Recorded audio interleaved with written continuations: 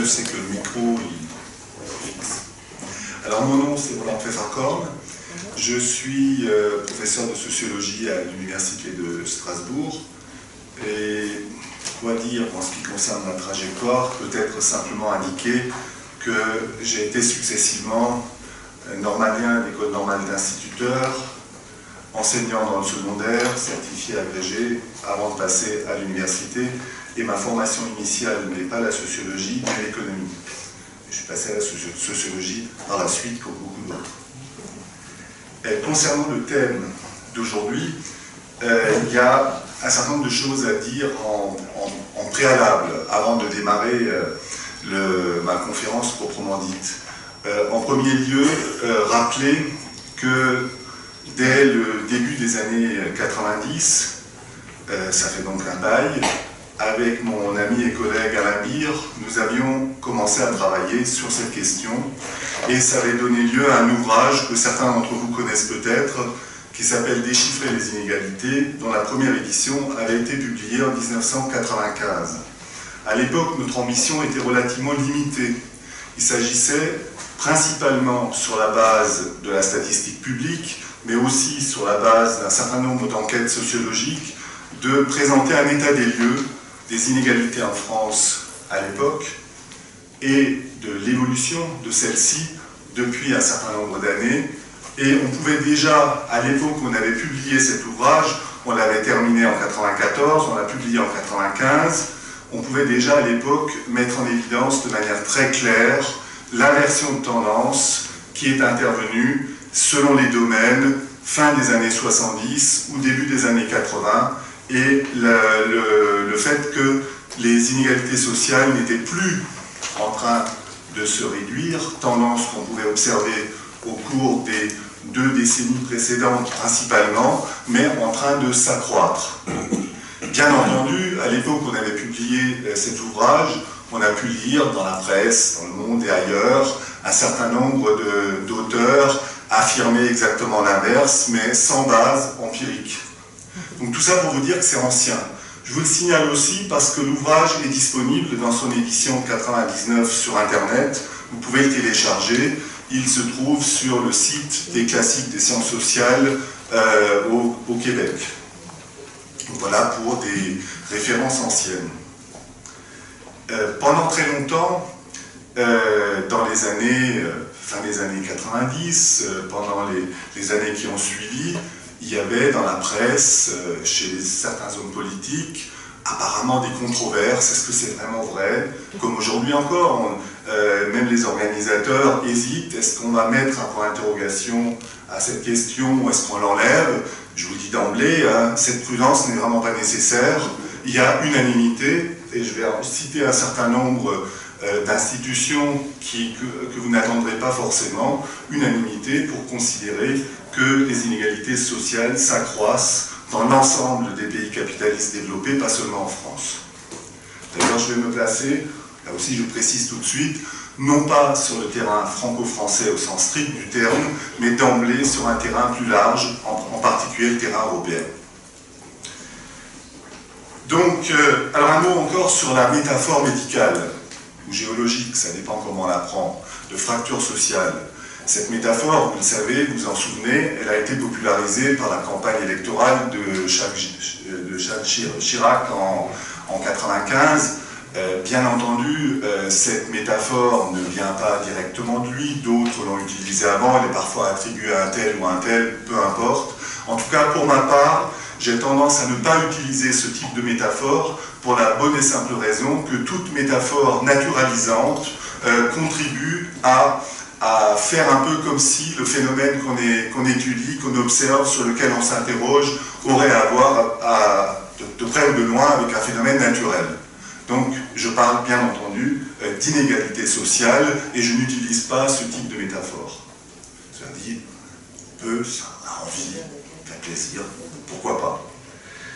Alors, pour démarrer, enfin, je voudrais simplement prendre 2 éléments de la semaine. Vous avez peut-être appris qu'il y a les résultats du 11e baromètre annuel Ipsos Secours Populaire qui viennent de paraître. Je ne vais pas les commenter les résultats, mais ces résultats confirment une fois de plus que la tendance à l'aggravation des inégalités sociales, et en particulier à l'aggravation de la situation de ceux qui sont en situation de pauvreté, se poursuit. Il n'y a rien de neuf sous le soleil de ce point de vue. Si vous voulez en savoir plus, vous allez sur les sites ad hoc du Secours populaire, par exemple, pour avoir les résultats. Je prends un autre exemple. J'ai acheté Libération quand j'ai pris le train hier pour venir. Qu'est-ce que je lis en première page? Archi-favorite des élections de dimanche, la chancelière allemande, au pouvoir depuis 12 ans, devrait être réélue malgré des inégalités galopantes. Je m'arrête là, etc. Donc c'est pour rappeler que le phénomène n'est pas uniquement franco-français et que si on veut prendre l'Allemagne comme modèle, nous risquons d'aggraver considérablement cette question également en France. J'en reparle. Alors quel est le plan que je vais suivre? Je vais dans un premier temps, il me semble que c'est quand même utile, revenir sur le constat. Le constat qui dorénavant est unanime, à savoir la montée des inégalités sociales depuis grosso modo 3 décennies. Je dis grosso modo pourquoi? Parce que le rythme n'est pas le même, le moment de l'inflexion n'est pas le même d'un pays à l'autre, et en même temps, si on prend par exemple la France, les choses ne s'inversent pas de la même manière, par exemple dans tel domaine, école, logement, santé, etc., dans tel autre. De même, la situation peut être différente, par exemple, pour telle classe d'âge ou telle autre. Vous vous en souvenez peut-être, en 81, une des mesures positives qui avait été prise, c'était d'augmenter le minimum vieillesse. Et précisément, c'est à partir de ce moment-là qu'il y a eu un peu moins de personnes âgées qui se retrouvaient en situation de grande pauvreté, grâce à cette augmentation du minimum vieillesse. Cela dit, le niveau du minimum vieillesse reste en deçà de la fameuse ligne de pauvreté quand on prend la manière dont elle est mesurée à l'heure actuelle par les institutions statistiques françaises, à savoir la ligne de pauvreté, c'est 60% du revenu médian. Pendant très longtemps, on prenait 50%. Bien entendu, ces pourcentages, c'est totalement arbitraire. On peut prendre l'un ou l'autre, d'autres proposent même de prendre au moins. Mais bon, passons. Donc, premier point, je vais revenir sur le constat. Deuxième point, et c'est la raison aussi pour laquelle je traite non pas uniquement de la France, mais de l'ensemble des pays européens, le fait que l'origine de cette inversion est directement liée avec la mise en œuvre, certes de manière variable, et à rythme variable, mais de la mise en œuvre des politiques néolibérales. Le troisième point, je dirais quelques mots du rôle des institutions européennes.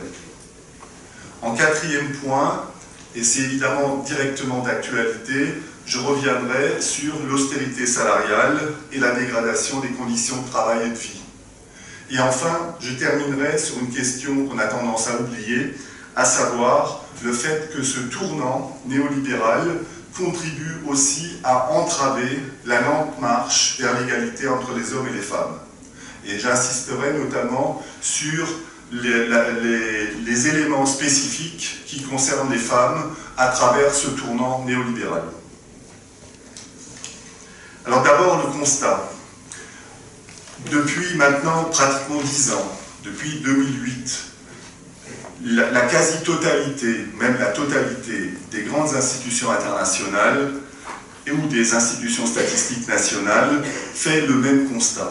Quelles institutions? Je vais en donner quelques-unes avec des citations précises. L'OCDE, la Commission européenne, c'est à ma connaissance pas des institutions réputées pour leur capacité critique par rapport aux politiques néolibérales, vu que c'est elles qui l'ont promu. Mais également l'INSEE en France. Également, bien sûr, les institutions liées aux organisations syndicales des différents pays. Je pense notamment à la Confédération européenne des syndicats. En fait, tout le monde s'accorde sur le constat de l'augmentation des inégalités sociales considérables au cours des dernières décennies. C'est pour ça qu'il faut arrêter d'utiliser le point d'interrogation. C'est un constat qui est largement partagé. Cette augmentation ne concerne pas seulement la Grèce, dont on a beaucoup parlé il y a quelques années, ou l'Espagne, par exemple, parce que le constat est rigoureusement identique en Allemagne, je l'ai mentionné tout à l'heure, ou en Suède. En 25 ans, la société suédoise, par exemple, a connu un accroissement considérable des inégalités selon l'OCDE. Entre 1985 et 2008, elle a même enregistré la plus forte progression de la pauvreté monétaire dans les pays industrialisés. En Allemagne, une personne sur 6 est considérée comme menacée de pauvreté. Caritas Europe dénonce la montée de la pauvreté et des inégalités partout en Europe, mais cible plus particulièrement certains pays qui sont particulièrement concernés. Je les cite: Grèce, Espagne, Portugal, Irlande, Italie, Chypre et Roumanie. En 6 ans, de 2009 à 2014, 800 000 Espagnols ont quitté leur pays. Ça a contribué à baisser le taux de chômage. En Grèce, un tiers de la population a été privée d'assurance maladie, d'accès aux soins. En France, ce sont les renseignements généraux qui s'inquiètent désormais de la situation dans les hôpitaux et la saturation des urgences hospitalières. Et malgré cela, qu'est-ce que je peux lire il y a 2 jours sur un site qui s'intitule « Décider à entreprendre, la voix des entreprises », titre de l'article « À quoi sert le mythe des inégalités d'accès aux soins ?» Un article totalement mensonger, signé par un énarque, mais ces méthodes habituelles ont mis l'évidence. Je passe là-dessus. Bien entendu, les organisations syndicales européennes, je pense notamment à la Confédération européenne des syndicats et à son centre de recherche, l'Institut syndical européen, aussi, bien sûr, dénoncent l'augmentation des inégalités sociales. Je voudrais revenir sur le point de vue de l'OCDE. L'OCDE, vous le savez, c'est une institution économique conventionnelle implantée à Paris, qui est favorable depuis des décennies aux politiques néolibérales. L'OCDE même s'inquiète désormais de cette montée des inégalités sociales. Michael Förster, qui est l'analyste des politiques sociales pour l'institution et coordinateur du rapport sur l'évolution des inégalités de revenus au sein des pays riches, rapport qui date déjà de 2012, notait sans la moindre ambiguïté la progression des inégalités de revenus dans la plupart des pays riches depuis le milieu des années 80. Le thème des inégalités a même émergé en janvier 2014 à Davos. En mai 2015, plus récemment, le secrétaire général de l'OCDE, M. Angel Gurría, s'alarmait de cette progression sans précédent en préambule de son rapport. Je le cite. « Nous avons atteint un point critique. Les inégalités dans les pays de l'OCDE n'ont jamais été aussi élevées depuis que nous les mesurons. Les chiffres prouvent que les inégalités croissantes nuisent à la croissance. Le sujet pour une action politique est autant social qu'économique. En ne s'attaquant pas au problème des inégalités, les gouvernements détruisent leur modèle social et nuisent à leur croissance à long terme. » Ce n'est pas un gauchiste qui dit ça. C'est le secrétaire général de l'OCDE.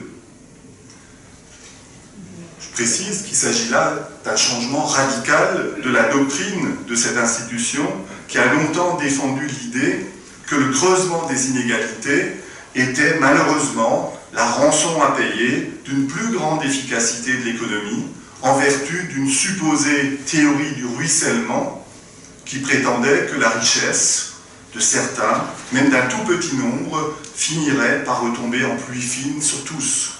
Vous avez tous entendu cette théorie. Je vous donne un autre extrait de ce rapport. Les inégalités de revenus ont atteint des niveaux records dans la plupart des pays de l'OCDE et se maintiennent à des niveaux plus élevés encore dans de nombreuses économies émergentes. Je passe. Quand les inégalités progressent, bien entendu, il y a des perdants. Il y a aussi des gagnants. Il y a certes beaucoup de perdants, mais il y a aussi quelques gagnants. Si vous prenez les magazines spécialisés comme Forbes ou Manager Magazine en Allemagne, ou Challenge en France, ces magazines n'ont jamais recensé autant de milliardaires. Les milliardaires n'ont jamais été aussi riches. Là aussi, je vais vous donner quelques éléments, je ne vais pas vous bombarder. Si on prend le patrimoine des plus grosses fortunes françaises, ce patrimoine a enregistré une croissance absolument phénoménale au cours des 20 dernières années. Depuis 1996, le patrimoine des 10 premiers du classement a été multiplié par 12.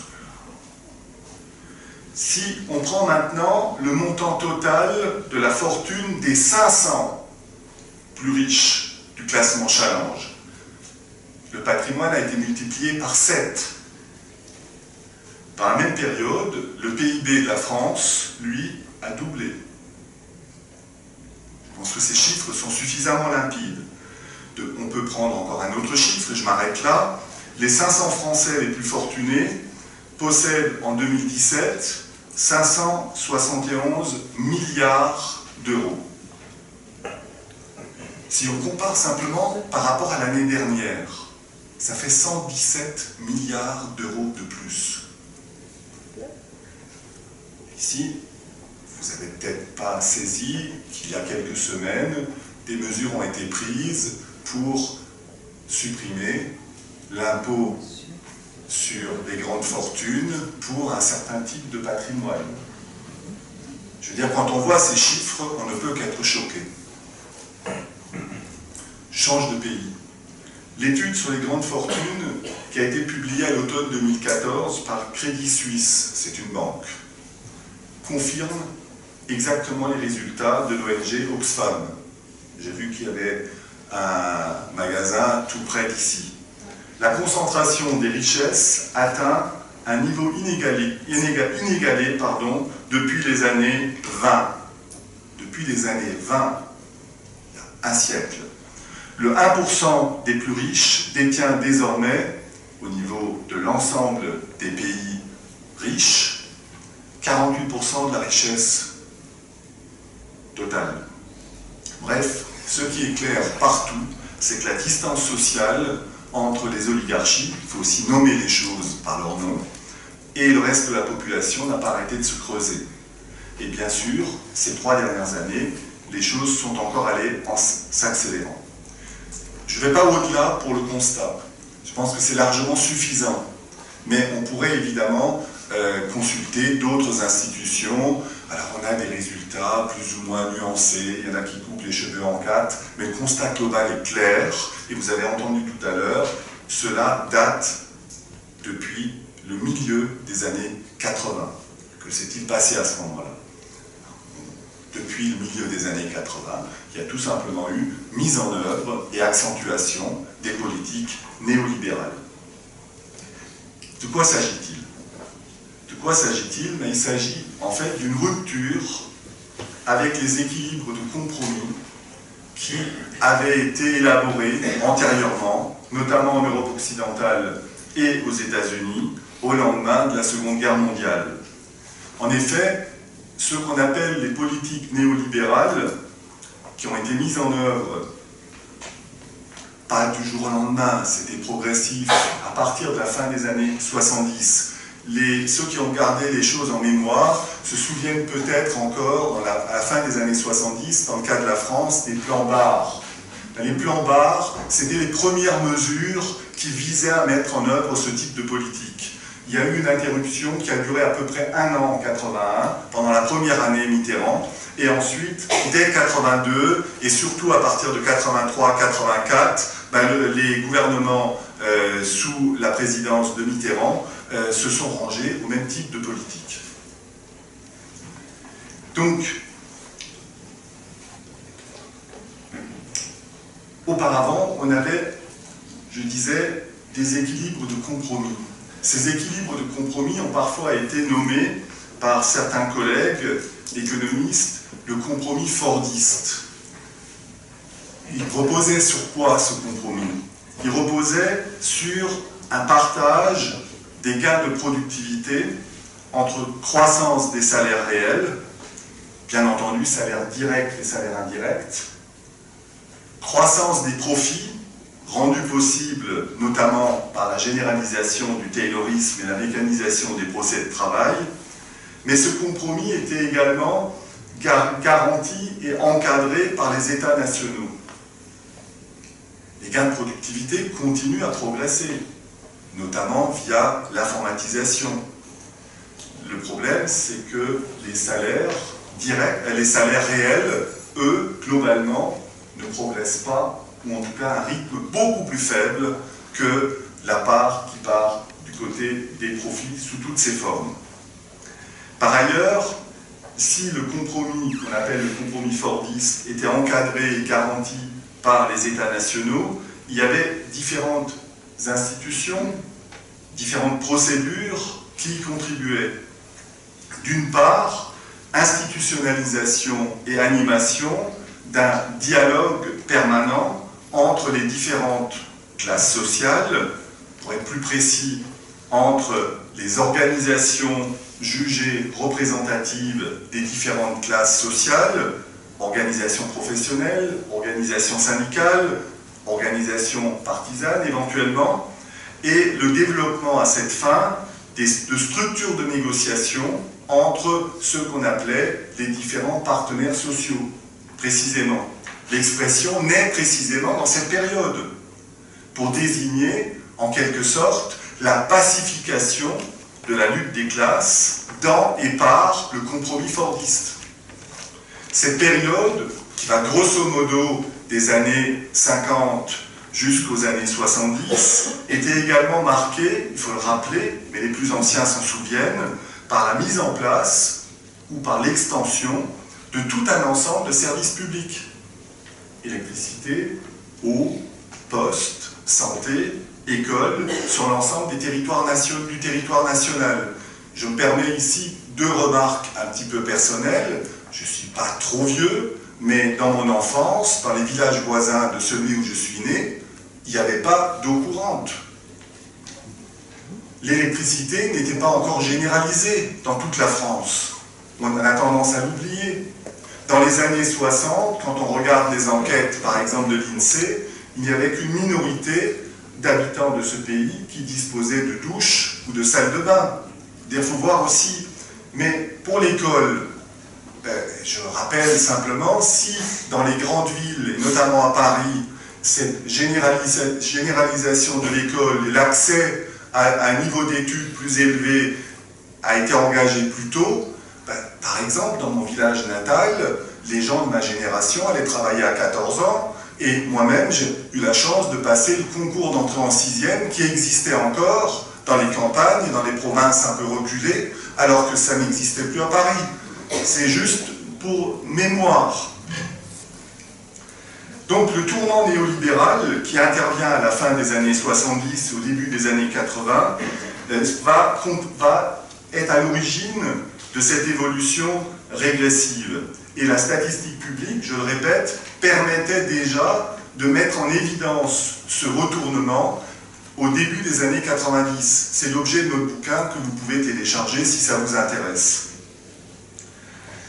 Il y avait bien entendu d'autres chercheurs qui ont travaillé sur cette question. Je pense par exemple en Angleterre, Atkinson, mais il y en a d'autres. Ces mêmes politiques néolibérales ont produit des effets dans l'ensemble des pays du Nord, mais évidemment à des moments différents. L'Angleterre a été touchée plus tôt, en raison de la mise en œuvre de cette politique de manière assez brutale par Madame Thatcher. Si vous vous promenez aujourd'hui dans des campagnes, dans des bourgs en Angleterre, par exemple au Pays de Galles, j'y étais il y a quelques années, quelle a été ma surprise de voir que la majorité des magasins dans le bourg étaient des magasins qui étaient des charity shops, tenus par des associations caritatives, la majorité. Donc tout ça a des effets à long terme. Dans les pays du Sud, c'est un peu plus contrasté, parce qu'on a d'une part des pays où il y a eu des taux de croissance très élevés, où le niveau des inégalités sociales était relativement moindre. Je pense à la Corée, je pense à Taïwan, je pense au Japon, pas du Sud, mais bon. Et des pays ou au contraire, ces inégalités étaient déjà importantes et se sont accrues.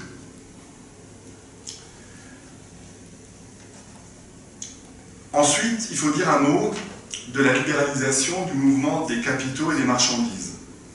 Cette libéralisation du mouvement des capitaux et des marchandises a évidemment contribué de manière considérable à la concurrence internationale et en premier lieu à la mise en concurrence des travailleurs salariés.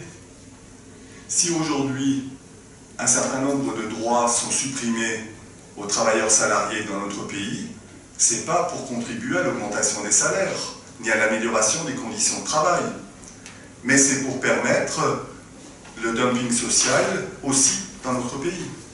Je veux dire, cette mise en concurrence des travailleurs contribue à la baisse généralisée des salaires à terme. C'est un résultat tout à fait logique. Et évidemment, à la montée des inégalités. Il contribue aussi, j'en parlerai pas plus, les délocalisations, je l'ai déjà dit, la déréglementation des marchés du travail, la révision à la baisse des normes de protection sociale, la progressive réduction du champ d'intervention des États, des collectivités publiques, le tout sur fond d'un fort chômage structurel persistant, et bien évidemment, ce fort chômage structurel persistant est quelque chose qui n'est pas considéré comme un mal. C'est ça précisément qui permet de faire accepter, notamment aux jeunes générations, des niveaux de rémunération plus faibles, y compris avec des qualifications plus élevées. Donc tout cela contribue à la précarité de l'emploi, à l'affaiblissement aussi de la capacité conflictuelle des travailleurs salariés et de leurs organisations. Un mot sur le rôle des institutions européennes. Dans un article qui consacre à cette question dans le dictionnaire des inégalités, vous trouvez les références dans le papier qui vous a été distribué, Pierre Concialdi présente les 3 principaux moyens de l'Union européenne. Quels sont les moyens d'intervention par rapport à la question des inégalités de l'Union européenne? Le budget européen, les normes édictées par l'Union européenne, via les directives, via les règlements, et enfin l'ensemble des recommandations, des processus qui relèvent de ce qu'on appelle parfois la soft law, le droit mou, et qui n'ont pas de caractère contraignant pour les États membres. 2 mots sur chacun des points. Concernant le budget européen, la première chose à souligner, le budget de l'Union européenne, la première chose à souligner, c'est sa faiblesse. En 2015, il s'élevait à 140 milliards d'euros. Comparez le chiffre avec les patrimoines des grandes fortunes que je vous indiquais tout à l'heure. Le budget de l'Union européenne en 2015, 140 milliards d'euros, c'est-à-dire 45 fois moins que l'ensemble des budgets nationaux des États membres. Concrètement, ce budget représente moins de 1% de PIB de l'Union européenne. En conséquence, les politiques menées par l'Union européenne sont donc de portée beaucoup plus limitée que celles qui peuvent être conduites au niveau de chaque État national.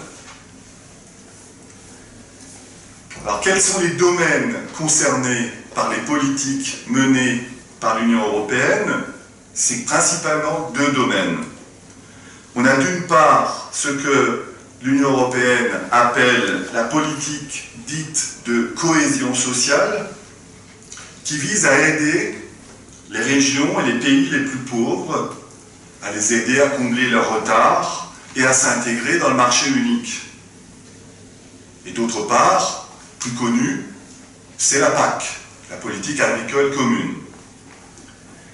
Ici, il faut avoir en tête que depuis 2004, l'Union européenne s'est élargie à 13 nouveaux États membres. L'enveloppe destinée à ces fonds d'aide aux régions ou aux États en retard, cette enveloppe a été réduite alors même que les nouveaux pays entrants figurent parmi ceux où le retard économique est le plus important par rapport aux autres pays membres de l'Union.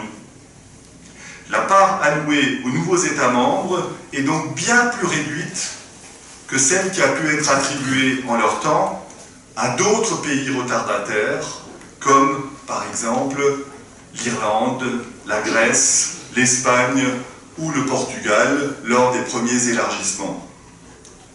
L'effet de ces fonds européens sur la réduction des inégalités territoriales ne pourra donc être que beaucoup plus faible qu'il a pu être dans le passé. Et quand on voit la situation économique et sociale des pays que j'ai cités, on peut s'interroger sur les effets positifs à long terme des fonds qui ont été alloués il y a de ça déjà 25 ou 30 ans. Je passe maintenant au deuxième point, les directives et les règlements, qui constituent le second levier d'action des politiques européennes. Ce sont des textes législatifs qui ont une valeur contraignante pour les États. L'activité législative et réglementaire de l'Union s'exerce notamment dans deux domaines de compétences qui ont un impact sur les inégalités. Le premier, c'est la libre circulation des travailleurs, et le second, c'est l'égalité de rémunération entre femmes et hommes. Le principal intérêt de ces mesures est qu'elles permettent de combattre certaines formes de discrimination et donc certaines inégalités de situation, tout en cherchant à rendre le marché du travail le plus concurrentiel possible.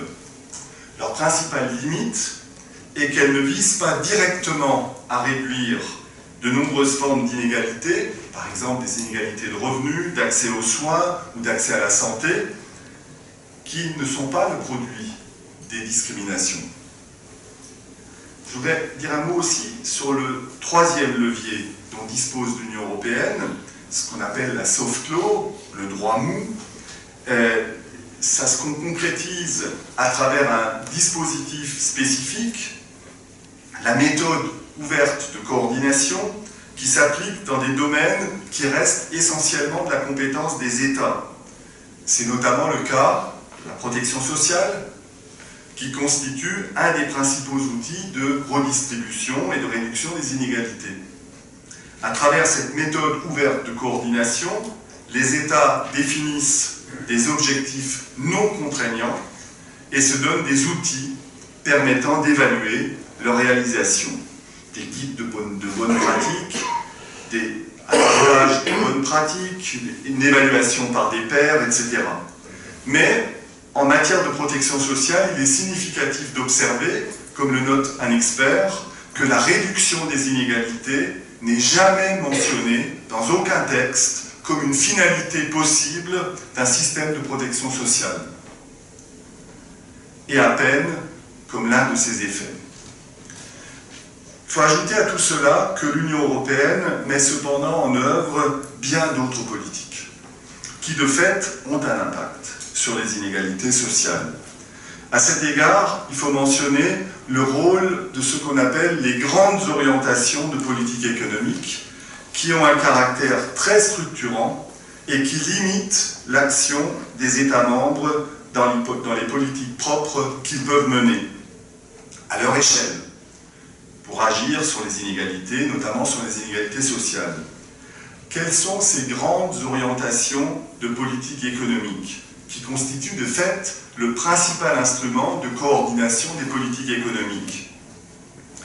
Ces grandes orientations sont définies en fait par des objectifs stricts en matière de déficit, en matière d'endettement public, puis en fonction de critères de stabilité et de croissance, les critères qui avaient été définis par le traité de Maastricht, qui ont été précisés ultérieurement par le pacte de stabilité et de croissance, et qui sont maintenant confirmés et durcis. Et au fil de ce processus, les pressions exercées sur les États membres pour le respect de ces critères de déficit et d'endettement sont devenues de plus en plus fortes. Et en fait, à ce niveau, l'Union européenne joue très clairement dans le sens d'une accentuation des inégalités sociales.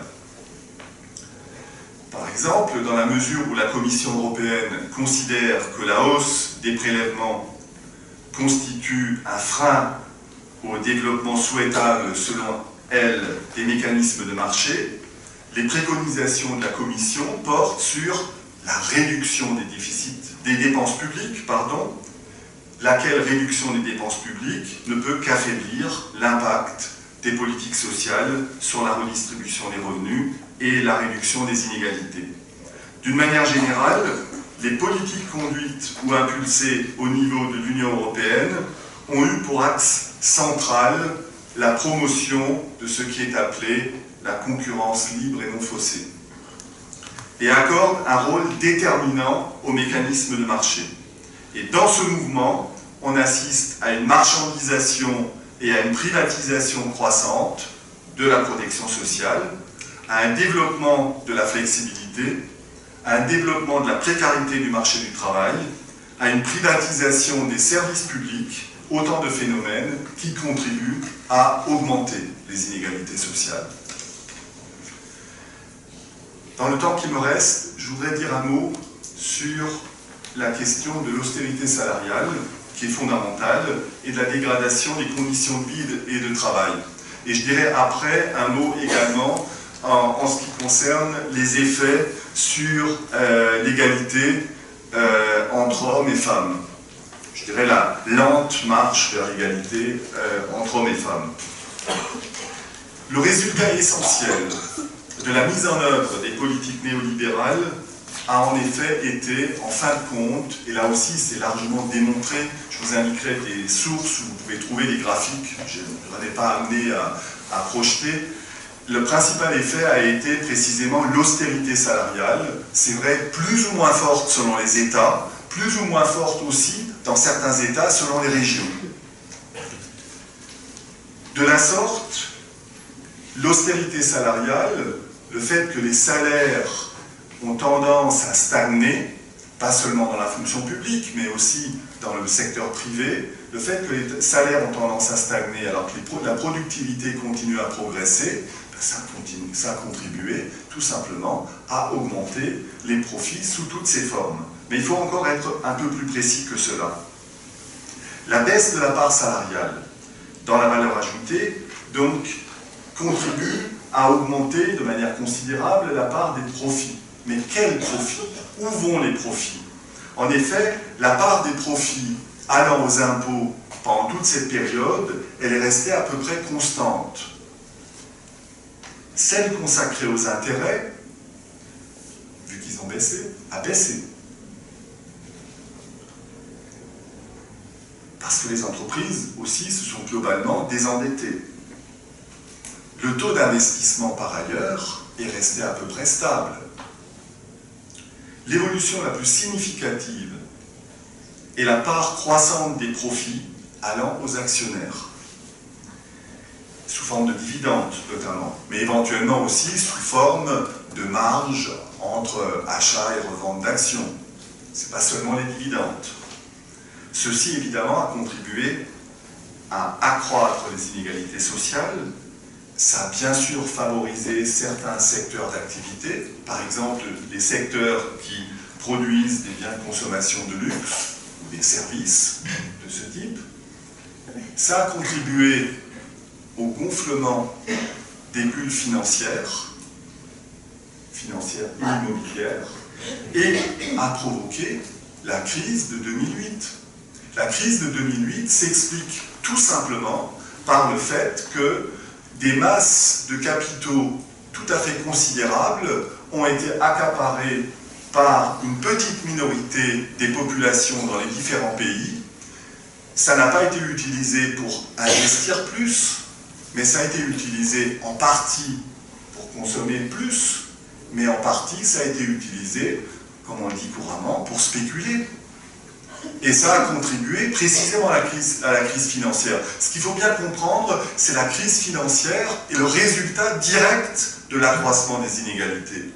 Ça permet de comprendre aussi pourquoi aujourd'hui un certain nombre de collègues économistes prévoient une nouvelle crise financière en raison de l'augmentation continuelle de ces inégalités, et ces masses de capitaux vont dans la spéculation financière, spéculation immobilière, etc., etc.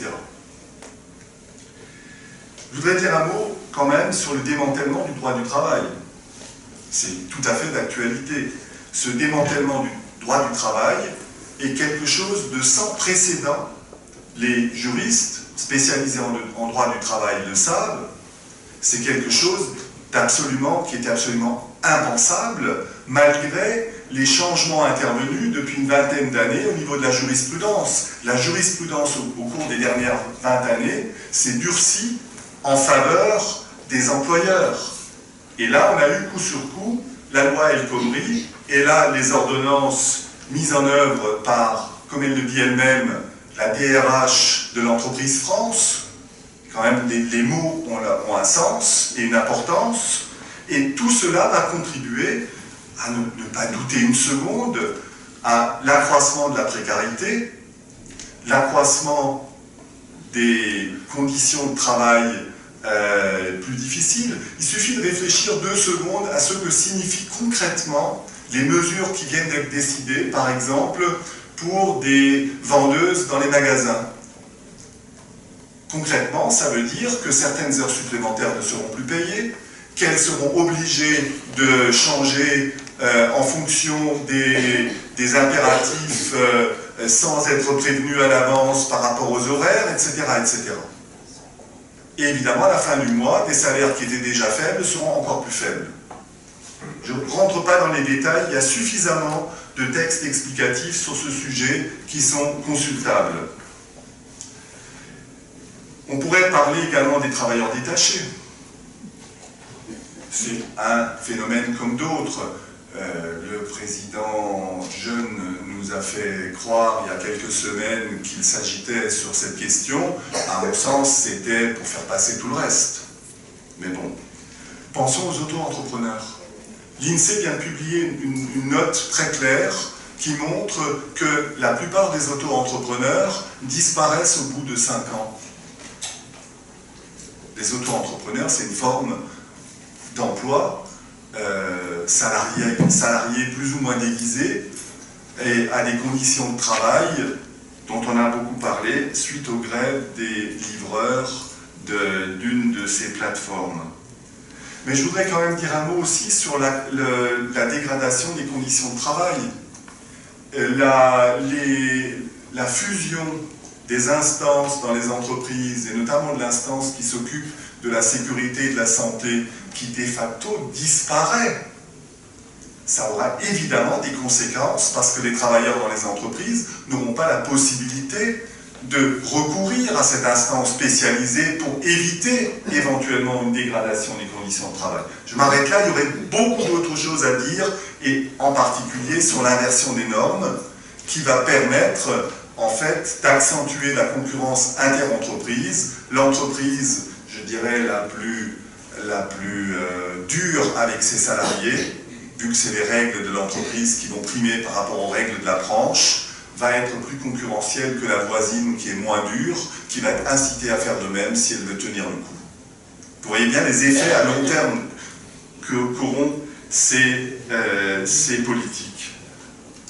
Un mot encore sur le démantèlement progressif des services publics, qui conduit à la fermeture d'établissements dans certains territoires.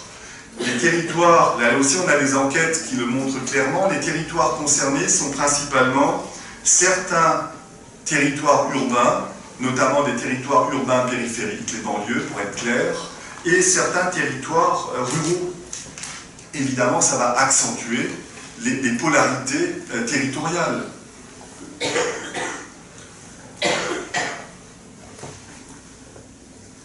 Concernant les catégories plus particulièrement visées, un mot quand même sur les jeunes et les travailleurs migrants.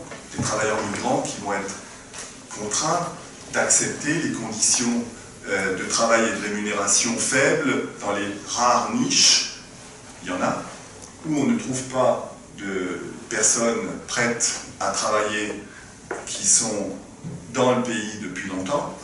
Et par exemple, tout simplement, le nettoyage, les services aux personnes, s'occuper des vieux à domicile, dans les maisons de retraite. Qui s'en occupe? Vu le type de travail à faire et vu le niveau des salaires, je ne développe pas. Un mot sur les femmes quand même. Un mot sur les femmes. Non, d'abord je constate qu'en face de moi, elles sont largement majoritaires, ce qui n'est pas pour m'étonner. Vu la moyenne d'âge de l'Assemblée, et c'est pas étonnant qu'on ait une proportion de femmes plus élevée, déjà, vu la différence d'espérance de vie, de durée de vie. Donc ça, c'est... Non mais je dis des banalités. Je veux bien vous faire huer, il n'y a pas de problème. On est la majorité dans la population. Elles sont légèrement majoritaires, mais au-delà de 65 ans, elles sont nettement majoritaires, et je ne dis pas au-delà de 85 ans. Mais bon, c'est des données qui sont relativement connues. Non, je voudrais dire plus sérieusement 2 mots sur les effets du tournant néolibéral sur les femmes.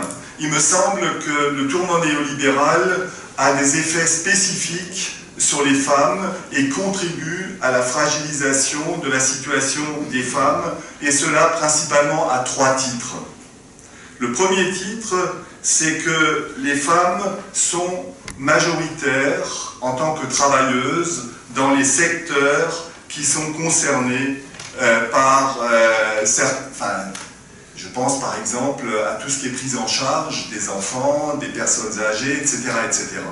Donc, les femmes sont majoritaires dans ces secteurs. Elles sont majoritaires dans ces secteurs alors que ces secteurs connaissent une dégradation des conditions de travail. De temps en temps, on a des échos d'une grève menée par un groupe de travailleuses de telle maison de retraite parce qu'elles sont de moins en moins nombreuses et que c'est de plus en plus difficile de faire le travail correctement et d'avoir un minimum de relations avec les personnes hébergées dans les maisons de retraite.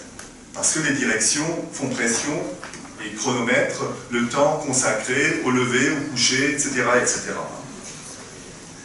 Mais ensuite, les femmes doivent également, les femmes connaissent également des conséquences en tant que bénéficiaires des programmes sociaux qui soit disparaissent, soit se détériorent.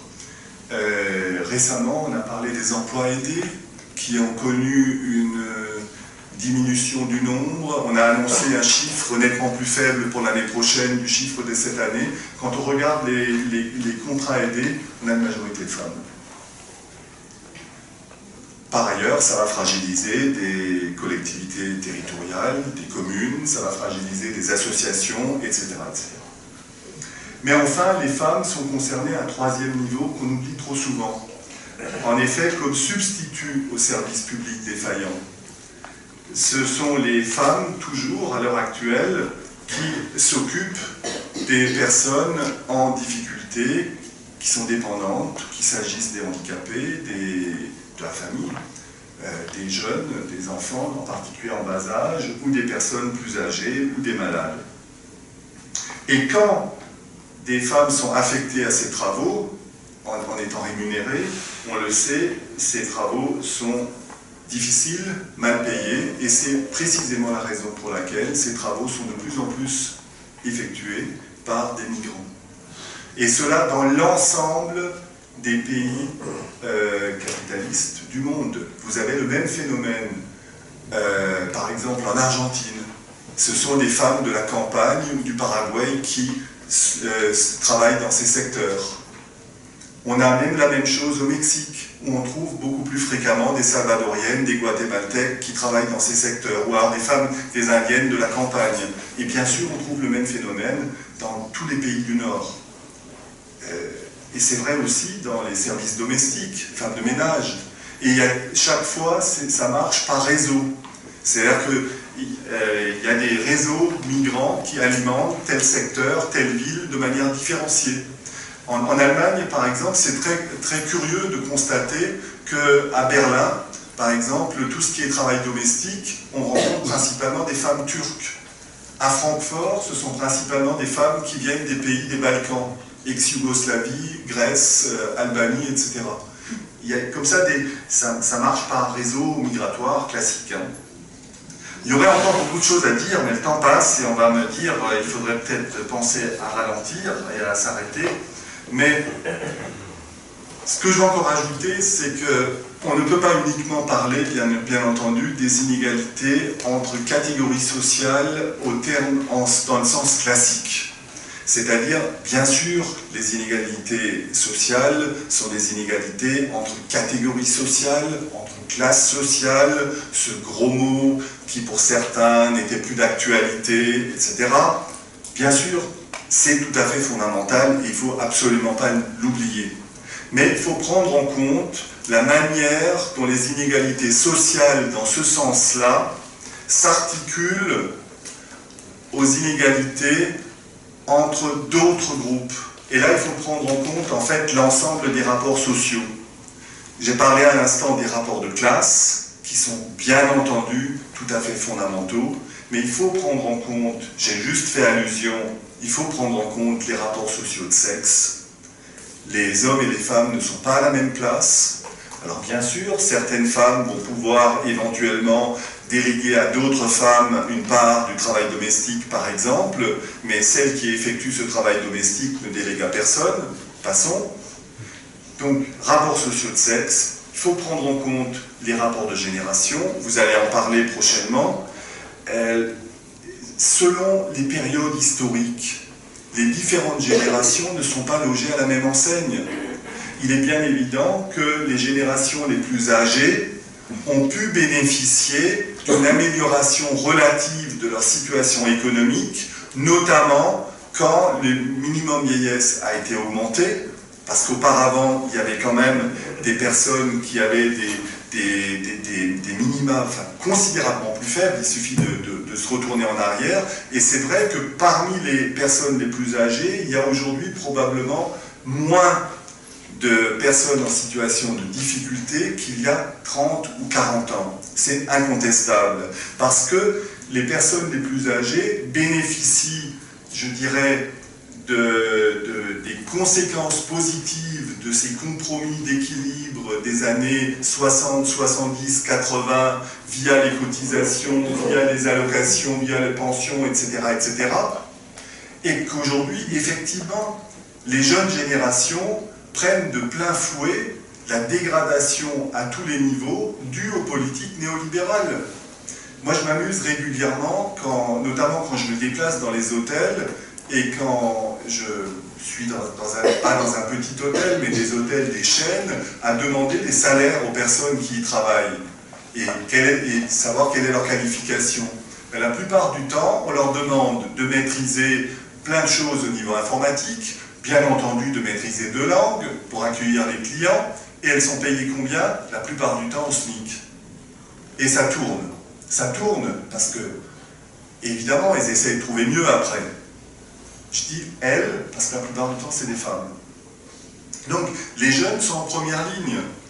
Et on le voit aussi, ceux qui enseignent à l'université le savent, la pauvreté croissante parmi les étudiants, qui explique aussi en partie le fait que la proportion de ceux qui travaillent à mi-temps, à tiers-temps, que sais-je encore, est de plus en plus importante, et le niveau de rémunération est systématiquement proche du SMIC, quel que soit le travail effectué. Donc on a les rapports de génération qui jouent un rôle, évidemment, ce que je viens de dire n'est pas un argument pour justifier la ponction auprès des retraités qui sont le mieux lotis via l'augmentation de la CSG. Là, on est dans le cynisme, parce que d'un côté, on augmente la CSG des personnes à la retraite qui ont une retraite relativement satisfaisante, mais d'un autre côté, on dispense d'impôts sur les grandes fortunes les détenteurs d'actions. Je veux dire, il faut bien voir le type de choses qui est à l'œuvre. Mais il faut prendre en compte aussi les rapports, on l'oublie. Nous sommes ici, à peu de choses près, à 3-4 exceptions près, toutes des personnes blanches. Les rapports de racisation jouent leur rôle aussi. Et dans la France républicaine, où il y a un aveuglement républicain sur l'effet de la couleur de la peau dans plein d'activités, et notamment pour trouver un emploi, les latino-américains, les chercheurs latino-américains ont inventé un terme, déjà il y a 70 ans, qui est le terme de pigmentocratie. Pigmentoclasia. Pigmentoclasia, le pouvoir dépendant de la couleur de la peau. Mais parce qu'en Amérique latine, on a fait des enquêtes qui permettent de mettre en évidence de manière très claire que les inégalités sont systématiques, et dans chaque pays où l'enquête a été menée, entre les personnes les plus blanches et les personnes les plus foncées en termes de couleur de la peau. Donc il faut prendre en compte aussi ce que j'appelle les rapports de racisation. Je précise, bien entendu, les races n'existent pas, ça va de soi, mais le racisme existe. Et c'est pour ça que je parle de rapport de racisation, parce que quand on dit rapport de race, il faut dire entre guillemets, il faut préciser qu'on ne prend pas dans tel sens, etc. Et je dirais qu'une certaine idéologie républicaine en France fait que, trop souvent, on fait comme si ça n'existait pas, parce que ça ne doit pas exister. Mais ça existe. Les enquêtes le montrent. Donc voilà. Donc si on veut étudier les inégalités de manière un peu complète, il faut effectivement croiser, articuler les inégalités au niveau de ces 4 principaux rapports sociaux. Et bien évidemment, on peut discuter du rapport social qui est fondamental. Je dirais fondamentalement, ça dépend.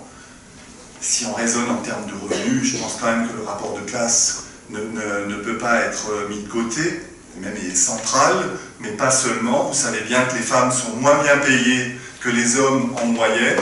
L'écart, entre parenthèses, est plus important que ce qu'on dit en général dans les institutions statistiques, tout simplement parce que l'écart est toujours calculé avec des équivalents temps plein. Donc quand on nous dit, bah oui, l'écart est de 20%, d'abord, première question, qu'est-ce qu'on compare? On compare le salaire des femmes par rapport au salaire des hommes, ou est-ce qu'on compare le salaire des hommes par rapport au salaire des femmes? Vous voyez, 20 points d'écart par rapport à 80, c'est 25%, 20 points d'écart par rapport à 100, c'est 20%. Voilà, c'est les résultats, un chouïa après, de toutes les enquêtes. Mais sauf que ça, c'est par équivalent temps plein. Quand on regarde la situation réelle, avec plus de 30% de femmes qui sont à temps partiel, en réalité, l'écart est de 37% quand on regarde dans un sens, et de 50%, un peu plus même, quand on regarde dans l'autre sens. Donc vous voyez un petit peu. Donc il faut prendre en compte aussi les rapports sociaux de sexe, ça joue. D'autant plus, et je m'arrêterai là-dessus, que j'ai une majorité de femmes en face de moi, d'autant plus que les femmes aujourd'hui en âge d'avoir une activité professionnelle ont un niveau de formation plus élevé que les hommes en âge d'avoir une activité professionnelle. Depuis 1964, on a plus de femmes bachelières que d'hommes, et le niveau de formation moyen, certes on pourra parler des secteurs, etc., et c'est vrai, mais le niveau de formation moyen des femmes est plus élevé que celui des hommes. Donc la raison avancée il y a 30 ou 40 ans pour justifier les salaires moindres ne vaut pas tripette. Voilà, je m'arrête là, il y aurait encore beaucoup de choses à dire. Vais-je encore donner un élément à une citation? C'est une citation qui vient de quelqu'un que vous connaissez bien, qui n'hésitait pas à reprendre l'ancienne de Guizot, quand il était ministre de l'économie. Il faut des jeunes Français qui ont envie de devenir milliardaires. Le même ajoutait qu'il préférait des personnes qui ont du talent et qui prennent des risques, qui soient très bien rémunérés, plutôt que d'avoir une économie de rentiers qui s'étiole. Vous avez tous reconnu la citation? Macron. Oui, c'est Macron, il y a un peu plus de 2 ans, quand il était ministre. Voilà, merci bien.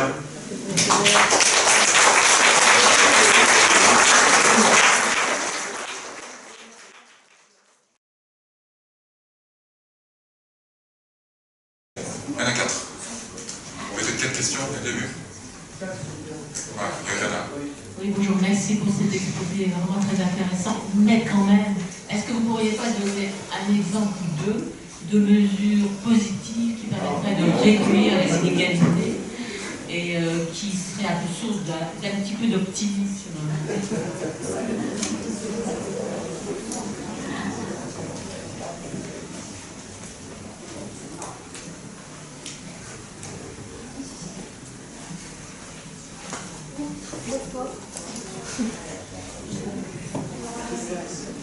Bonjour.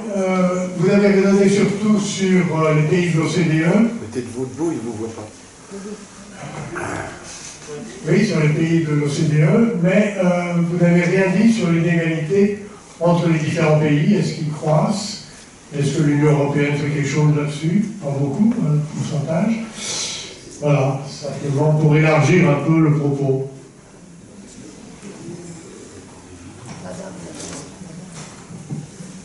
Oui, vous avez dit que même l'OCDE faisait le constat de cette montée des inégalités, mais qu'est-ce qu'il propose?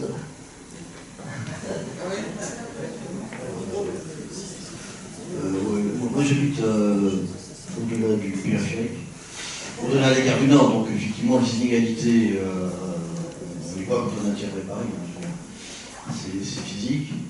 Je suis un dernier Mohican en banlieue, quoi, c'est venu, je suis proche. Parlez dans le micro. Donc, bon, on les voit, c'est vrai. Donc, mais, oui. Alors, la question, c'est que, bien sûr, il y a des inégalités spatiales et fortunes de plus en plus élevées. Ça a été dit aussi par Thomas Piketty, sur le terrain, etc. On se retrouve un peu avant 1914. Mais ce qui m'intrigue quand même, c'est que malgré ces inégalités, le système, par rapport aux années 70, est quand même plus stable. Il y a plus de délinquance, il y a plus d'insécurité, mais bon, grosso modo, il s'est quand même formé une espèce de classe moyenne, enfin des classes moyennes relativement stables, qui font que le système il fonctionne quand même malgré tout, et il est beaucoup moins menacé que dans les années 60-70, bon je parle de 68, bien entendu, mais pas simplement, il y avait des grèves, il y avait des nouveaux ouvriers, il y avait une menace contre le système. Maintenant, bon, tout ça c'est un peu à la tonne. Donc, est-ce que vous pensez de ce problème-là? Plus d'inégalité, mais plus de stabilité, apparemment, politique. Monsieur, Alain, monsieur. Une dame d'abord. Ah oui, il veut intervenir. Parce que c'est ma règle. Bonjour, merci. C'est une question qui va aller dans le même sens que celle de monsieur. C'est comment expliquer qu'il n'y ait pas tant de contestation, que ça continue à se faire et à s'aggraver sans qu'il y ait de mouvements forts de contestation.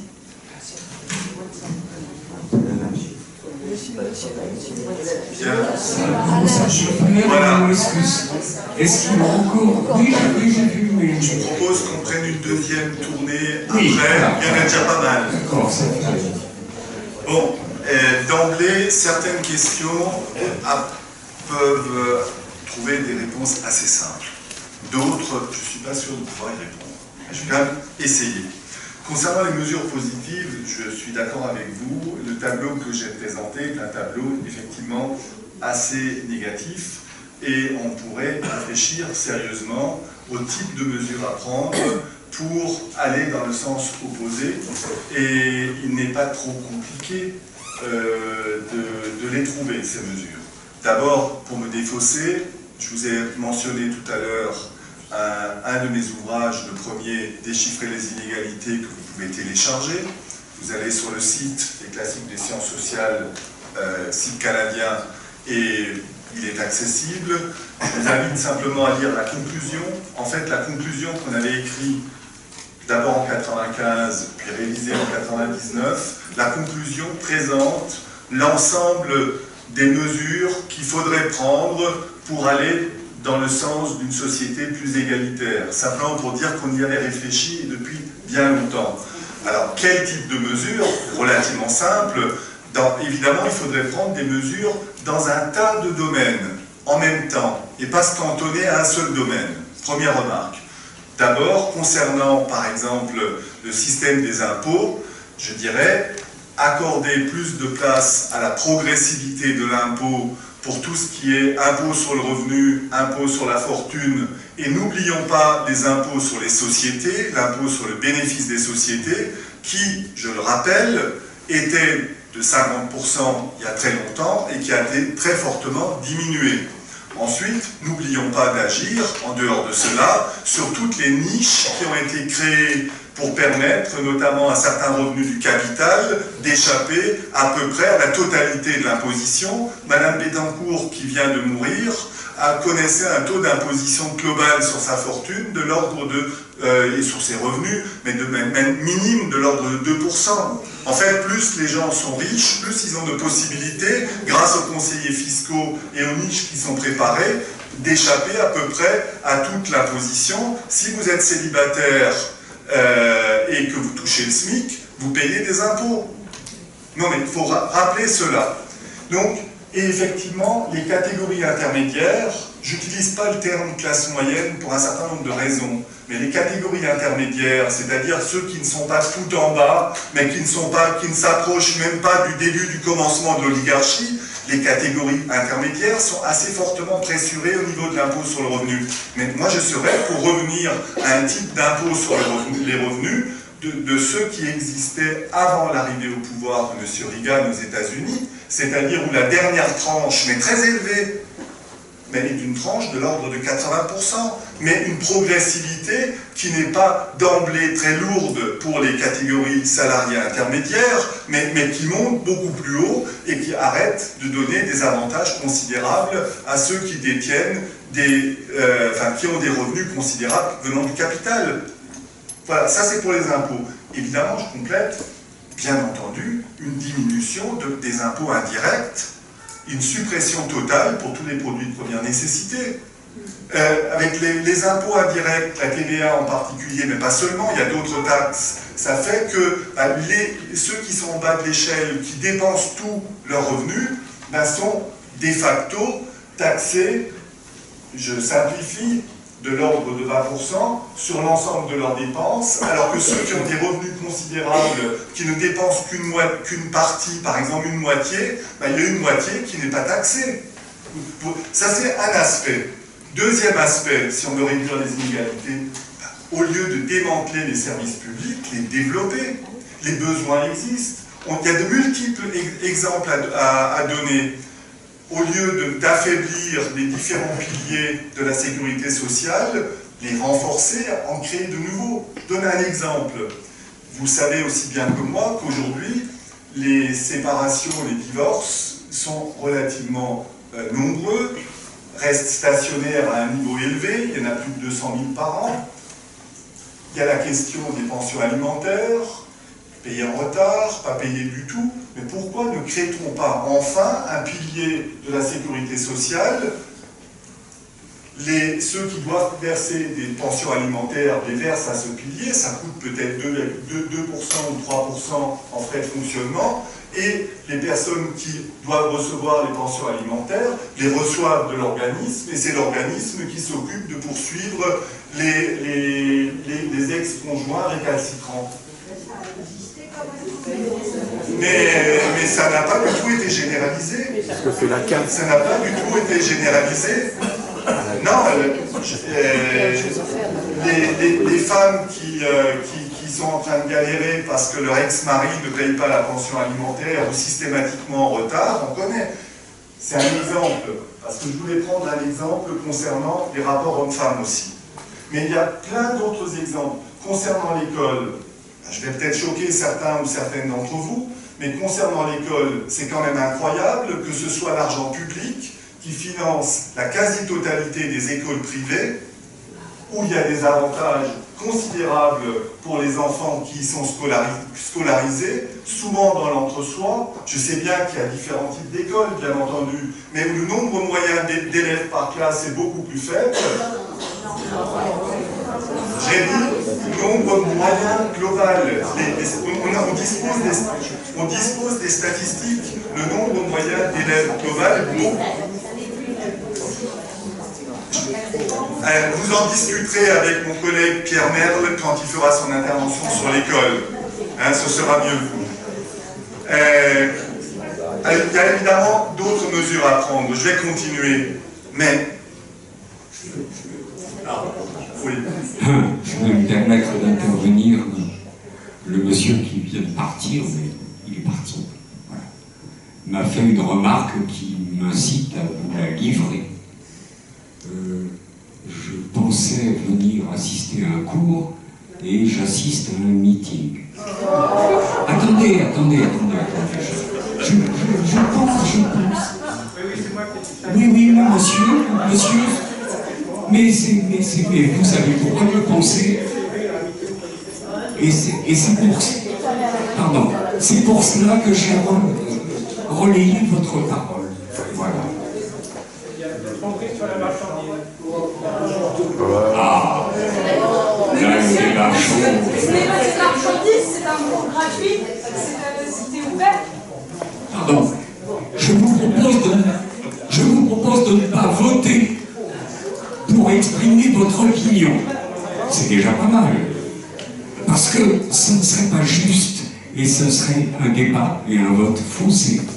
Mais il y aurait la possibilité de dire bah, je pense plutôt comme ce monsieur ou je ne pense pas du tout comme ce monsieur.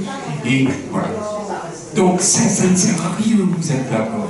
Donc essayons de nous, tous ensemble, de mettre à profit les 40 minutes qui nous restent pour que vous puissiez exprimer des points de vue éventuellement contradictoires de ce que notre aimable invité a apporté comme information.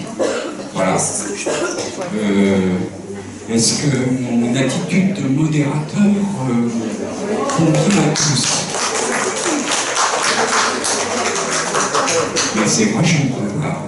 On veut que monsieur réponde aux questions, s'il vous plaît. Donc, d'autres mains. Je n'ai pas terminé de répondre aux questions. Je vous ai effectivement coupé le... Alors, si vous permettez, je vais essayer de répondre plus rapidement à l'ensemble des points. Et je dirais également un mot par rapport à la question du cours et du meeting. Concernant d'abord le premier point, concernant les mesures positives à prendre, je vous renvoie au rapport de l'OCDE qui fait des propositions. Le rapport de l'OCDE dit purement et simplement qu'il faut arrêter ces politiques néolibérales, étant donné les résultats auxquels elles conduisent, alors que c'est l'OCDE elle-même qui a poussé dans cette direction pendant des décennies. C'est quand même pas totalement inintéressant.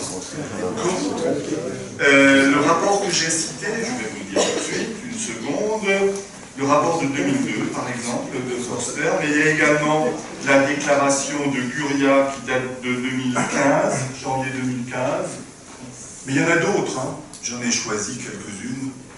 Je continue, je vais aller assez vite. Concernant les inégalités entre pays, le monsieur a parfaitement raison, j'aurais dû aussi en dire un mot.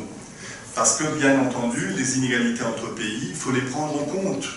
C'est précisément la raison pour laquelle le dictionnaire des inégalités, je vais faire un peu de pub pour ce dictionnaire des inégalités, dans lequel 200 collègues ont contribué, chez Armand Collin, on a construit précisément ce dictionnaire en croisant les 4 rapports sociaux que j'ai mentionnés tout à l'heure, en prenant en compte la dimension philosophique et la dimension méthodologique et statistique, et en prenant en compte également la dimension territoriale, aussi bien au niveau national qu'au niveau international. Donc bien entendu, il faudrait la prendre en compte, et il y a, depuis 30 ans, certains pays qui ont connu une augmentation importante du taux de croissance dans la durée, et en même temps une augmentation des inégalités, je pense à la Chine, mais ce n'est pas le seul, et on a d'autres pays qui sont enfoncés, bien plus souvent, quelques pays d'Amérique latine et surtout quelques pays d'Afrique. Concernant plus généralement la question des inégalités territoriales qui a été posée par un monsieur qui habite au-delà du périphérique. Les inégalités territoriales, là aussi, s'accentuent un peu partout de manière assez complexe. Ça dépend des configurations urbaines. Il y a des villes où la population ouvrière était localisée principalement au centre de la ville, parce que c'était le centre industriel à proximité des industries anciennes. Je pense à Mulhouse. À Mulhouse, la population aisée se trouve sur le Rehberg, sur les hauteurs, un peu plus loin à l'écart, et c'est le centre de la ville qui est la partie appauvrie de la ville. Ce n'est pas le cas dans la plupart des villes. Ensuite, il y a le phénomène des ceintures dorées autour de beaucoup de villes. Je connais bien le cas de Strasbourg, de l'agglomération de Strasbourg. Mon collègue, qui est économiste à la préfecture, a effectué un travail très fin à partir à la fois des déclarations de revenus et de l'imposition sur les grandes fortunes pour mettre en évidence que les communes dans lesquels il y avait à la fois les revenus et les fortunes les plus élevés dans l'agglomération de Strasbourg, se trouvaient dans une ceinture à peu près à 25 km de la ville, dans la campagne, les villages cossus, où il y a les piscines, etc. Et il a publié un article très intéressant mettant en évidence la ceinture dorée. Et bien entendu, à Strasbourg, on a une partie du centre-ville qui est très aisée, et on a principalement les zones périphériques, les banlieues, qui concentrent le plus de pauvreté. Donc cette répartition, disons cette inscription territoriale des inégalités sociales est relativement connue, et un certain nombre de géographes ont publié des ouvrages cartographiques permettant de mettre les choses très clairement en évidence. Un dernier mot concernant la classe moyenne, ou les classes moyennes, et la question de, je dirais, de l'affaiblissement des capacités de lutte ou de conflictualité des salariés. Ben, il est bien clair qu'il faut prendre en compte aussi les représentations. Les représentations sont en partie seulement, forgées par les moyens de communication. Il y a ici une réflexion à avoir sur à qui appartiennent les médias, dans quelle mesure les médias rendent compte ou non de la réalité, de la situation dans un pays, etc. Or, ce que je constate quand je regarde les travaux des collègues qui s'intéressent aux transformations intervenues dans les médias en Europe, c'est que dans tous les pays, les médias se sont retrouvés massivement dans les mains de quelques groupes capitalistes, il faut les nommer clairement, et sont la plupart du temps privés, de plus en plus concentrés. Quand vous prenez la presse de province, par exemple, en fait, la presse de province, pour l'essentiel, c'est 3 groupes. La plupart de ces groupes ont maintenant des rédactions parisiennes pour tous traiter, pour chacun des titres, l'information nationale et internationale. Ça veut dire que le pluralisme est en train de diminuer. Il y aurait beaucoup de choses à dire encore par rapport à ça. J'ai envie d'ajouter un autre élément un peu paradoxal, mais qu'on a tendance à oublier. On oublie trop le fait que l'URSS, quand elle existait, certes, c'était pas forcément le pied pour les travailleurs russes, mais sûrement que les travailleurs occidentaux ont bénéficié d'une certaine manière de l'existence de ce contrepoint qui a en quelque sorte poussé, par exemple, le patronat à lâcher du lest dans un certain nombre de domaines, et ça a peut-être aussi contribué à l'établissement de ce fameux équilibre de compromis dont je parlais dans l'après-deux-guerres.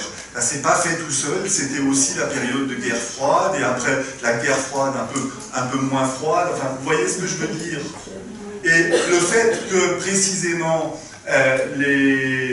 tout ça se soit effondré, qu'on ait maintenant dans ces pays une espèce de capitalisme sauvage avec des États plus ou moins autoritaires, certainement que ça a contribué, à partir de la fin des années 80, début des années 90, à l'accentuation des politiques néolibérales. Il n'y a plus ce contrepoint. Il me semble que c'est un paradoxe sur lequel on n'a pas assez réfléchi. Alors quoi encore? Ah oui, le cours et meeting. Le cours et meeting, c'est un point qui me semble important.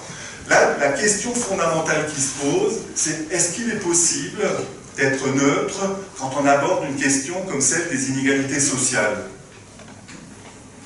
Voilà.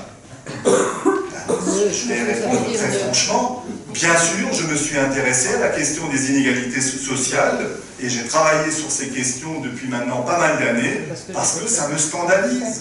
Parce que la montée des inégalités sociales me scandalise. Je ne suis pas neutre. Et d'un point de vue méthodologique, l'exigence dite de neutralité axiologique qui est parfois attribuée à Max Weber, c'est une affaire un peu plus compliquée que cela. Parce que Max Weber lui-même, en son temps, était un sociologue extrêmement engagé. Il intervenait dans les débats publics dans la presse, il intervenait dans les conférences, relisez certaines conférences de Max Weber, et Max Weber est un personnage paradoxal, parce que c'est vrai qu'il était plutôt conservateur, mais il était très virulent par rapport à ses collègues réactionnaires et nationalistes. Il prenait la défense de son collègue Roberto Michels quand il était quand il s'est vu interdire l'accès à l'enseignement supérieur. Je ne connais rien, honnêtement. Mais je crois que pour les classements financiers, il y a un prélèvement libératoire de 30%, donc qui est supérieur à la TVA. Donc c'est pas juste de dire qu'ils ne payent pas d'impôts sur la partie qui ne consomme pas. Bon, c'est un petit exemple, mais il y en a eu beaucoup d'autres de votre exposé. Alain,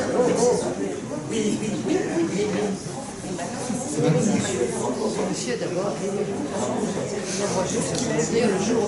Tout simplement, monsieur le professeur,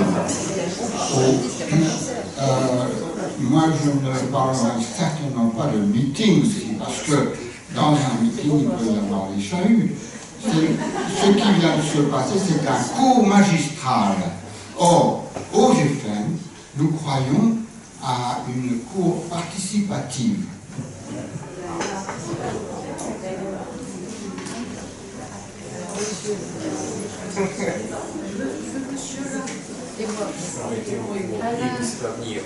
C'était au monsieur. Je voulais une précision. Nous sommes encore entendu dire que vous disiez qu'il y avait des réseaux, par exemple en Allemagne, où c'était des Turcs, des femmes qui travaillaient. Alors je tiens à préciser qu'en France, au siècle dernier, qui travaillait et qui venait de Bretagne, c'était des gens de la région, et qui venaient à Paris, et c'était aussi des réseaux. Qui étaient les Bounias? Les Auvergnats. C'était aussi des réseaux. Je suis entièrement d'accord avec votre remarque, bien entendu. Vous ne laissez pas leurs enfants.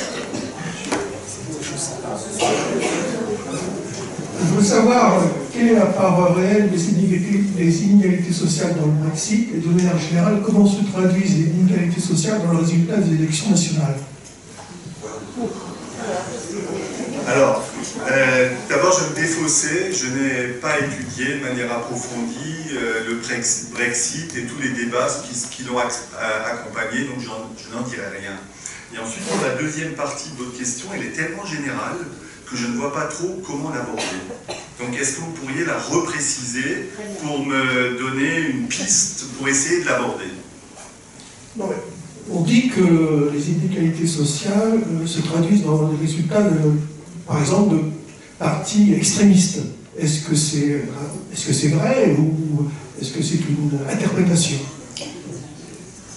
Donc la question que vous posez, c'est la question de la participation électorale des différentes catégories sociales selon qu'elles sont situées en bas ou en haut de l'échelle sociale.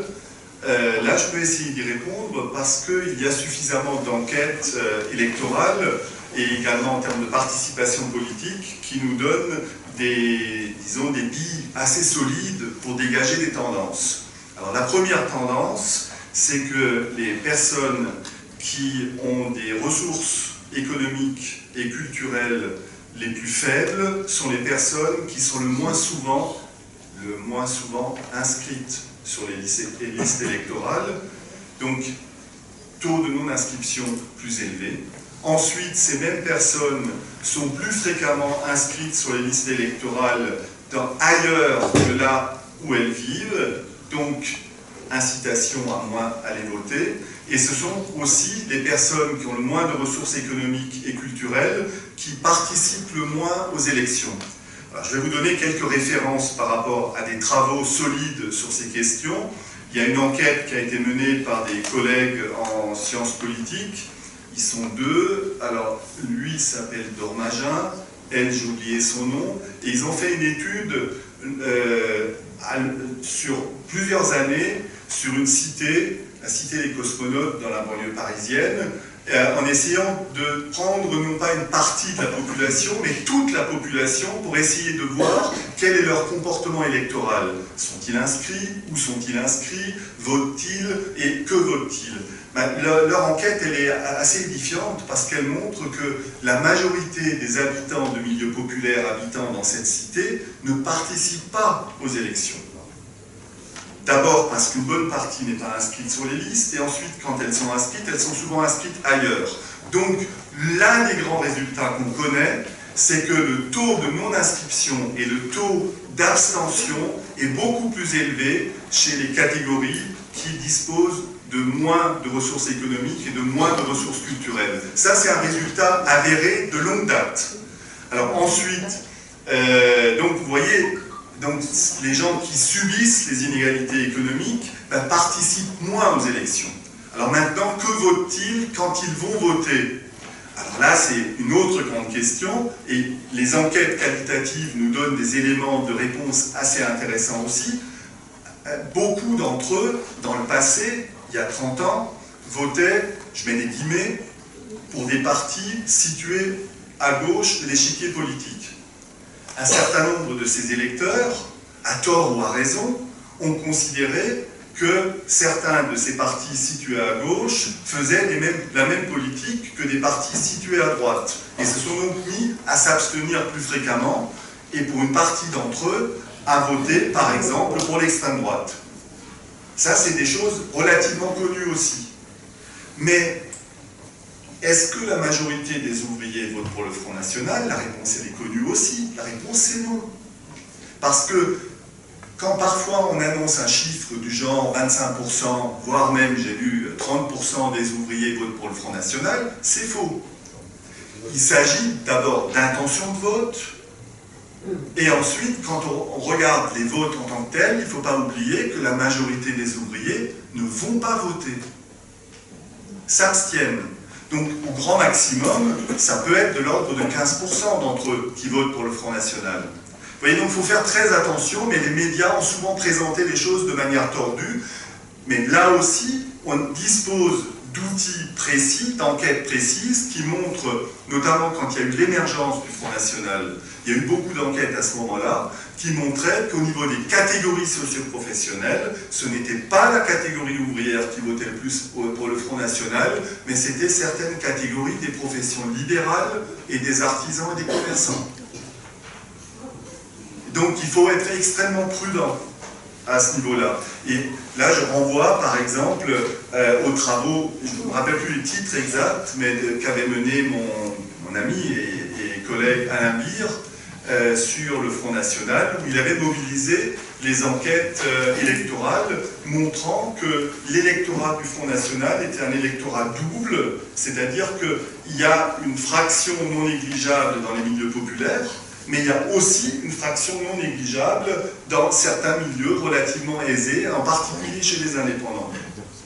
Donc c'est très compliqué, mais maintenant, je n'ai pas réponse à tout.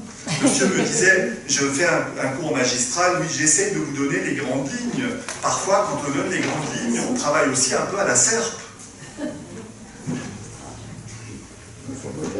Bonjour, je n'ai pas une question, mais deux observations. Une.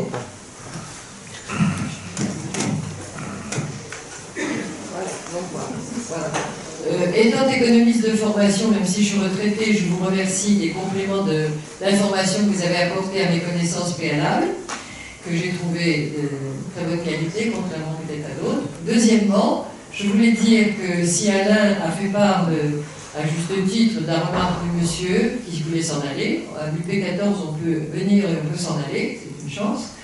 Et je pense que le jour où l'UP14 fera un cycle sur le cancer, je ne vois pas quelqu'un venir dire je m'en vais parce que le cancer ça n'existe pas, ou comme dit un de mes voisins, le cancer c'est une chance. Voilà. On ne fait pas le cancer. Merci. Moi aussi, je n'ai pas de questions. J'aurais beaucoup de questions, mais je ne vais pas en poser. Plutôt un commentaire, parce que ce que vous avez fait, monsieur, vous avez répondu, je crois, à nos attentes collectives pour ce qui est de le côté universitaire de l'université populaire. Alors, je pense que c'était un cours magistral, je ne sais pas particulièrement. C'était une conférence qui nous aide à réfléchir et qui, j'espère, nous fait un peu avancer dans la mesure du possible. Par contre, il y a le côté populaire, et ça c'est le débat. Et là, en France, je peux vous dire, pour avoir été longtemps ailleurs, en l'occurrence à Québec, à Montréal, le débat ici est très difficile dans ce pays. Et le fait qu'il y ait des gens qui interviennent, même pour poser des questions avec lesquelles je suis totalement désaccord, là n'est pas la question. Il faut les poser ces questions et même intervenir pas longtemps, donc je vais m'arrêter, pour donner son opinion. Et voilà, la dimension de débat est aussi importante, mais elle ne peut avoir lieu que quand il y a des interventions comme la vôtre.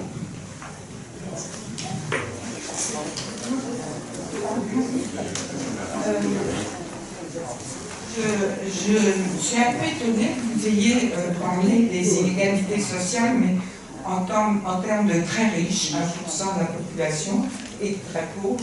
Bon, il ne faut pas oublier que les domaines sociaux, il n'y a pas si longtemps, c'était les religieuses qui s'en occupaient.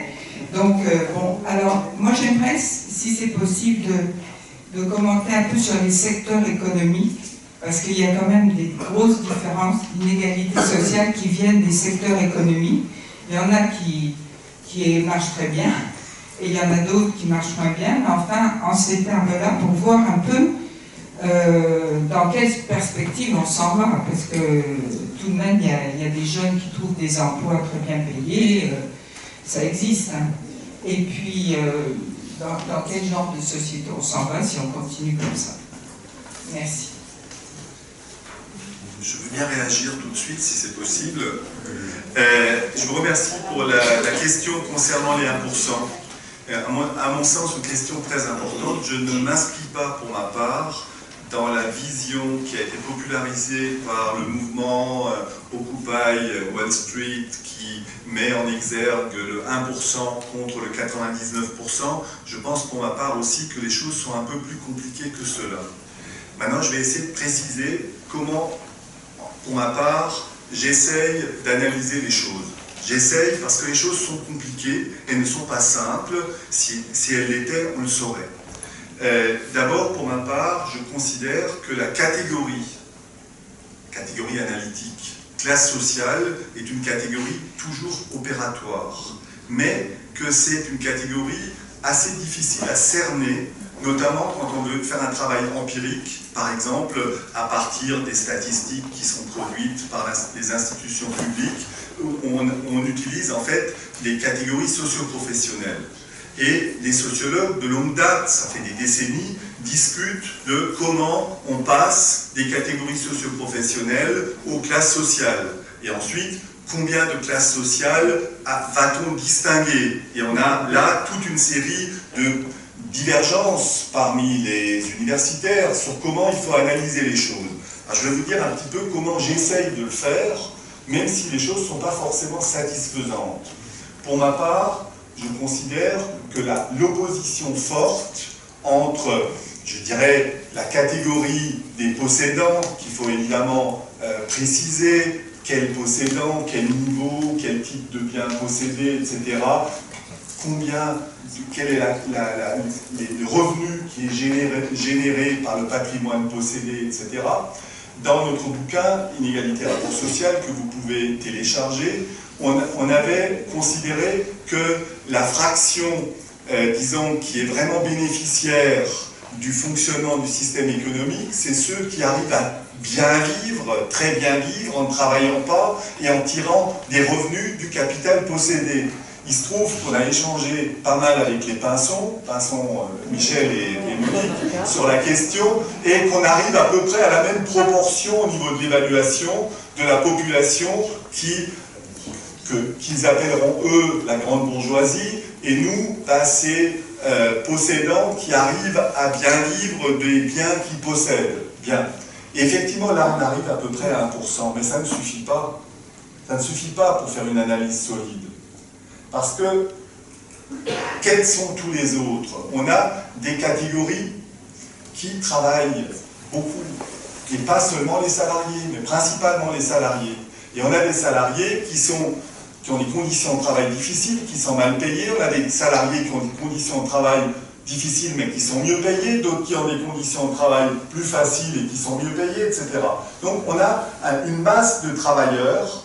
Et quand on regarde cette masse de travailleurs, et quand on regarde les écarts de salaire entre eux, alors on va prendre les catégories socio-professionnelles. Les ouvriers, ils sont très très nombreux autour de la médiane, du salaire médian ouvrier. Les employés sont très très nombreux autour du salaire médian. Les ouvriers et les employés vivent ensemble.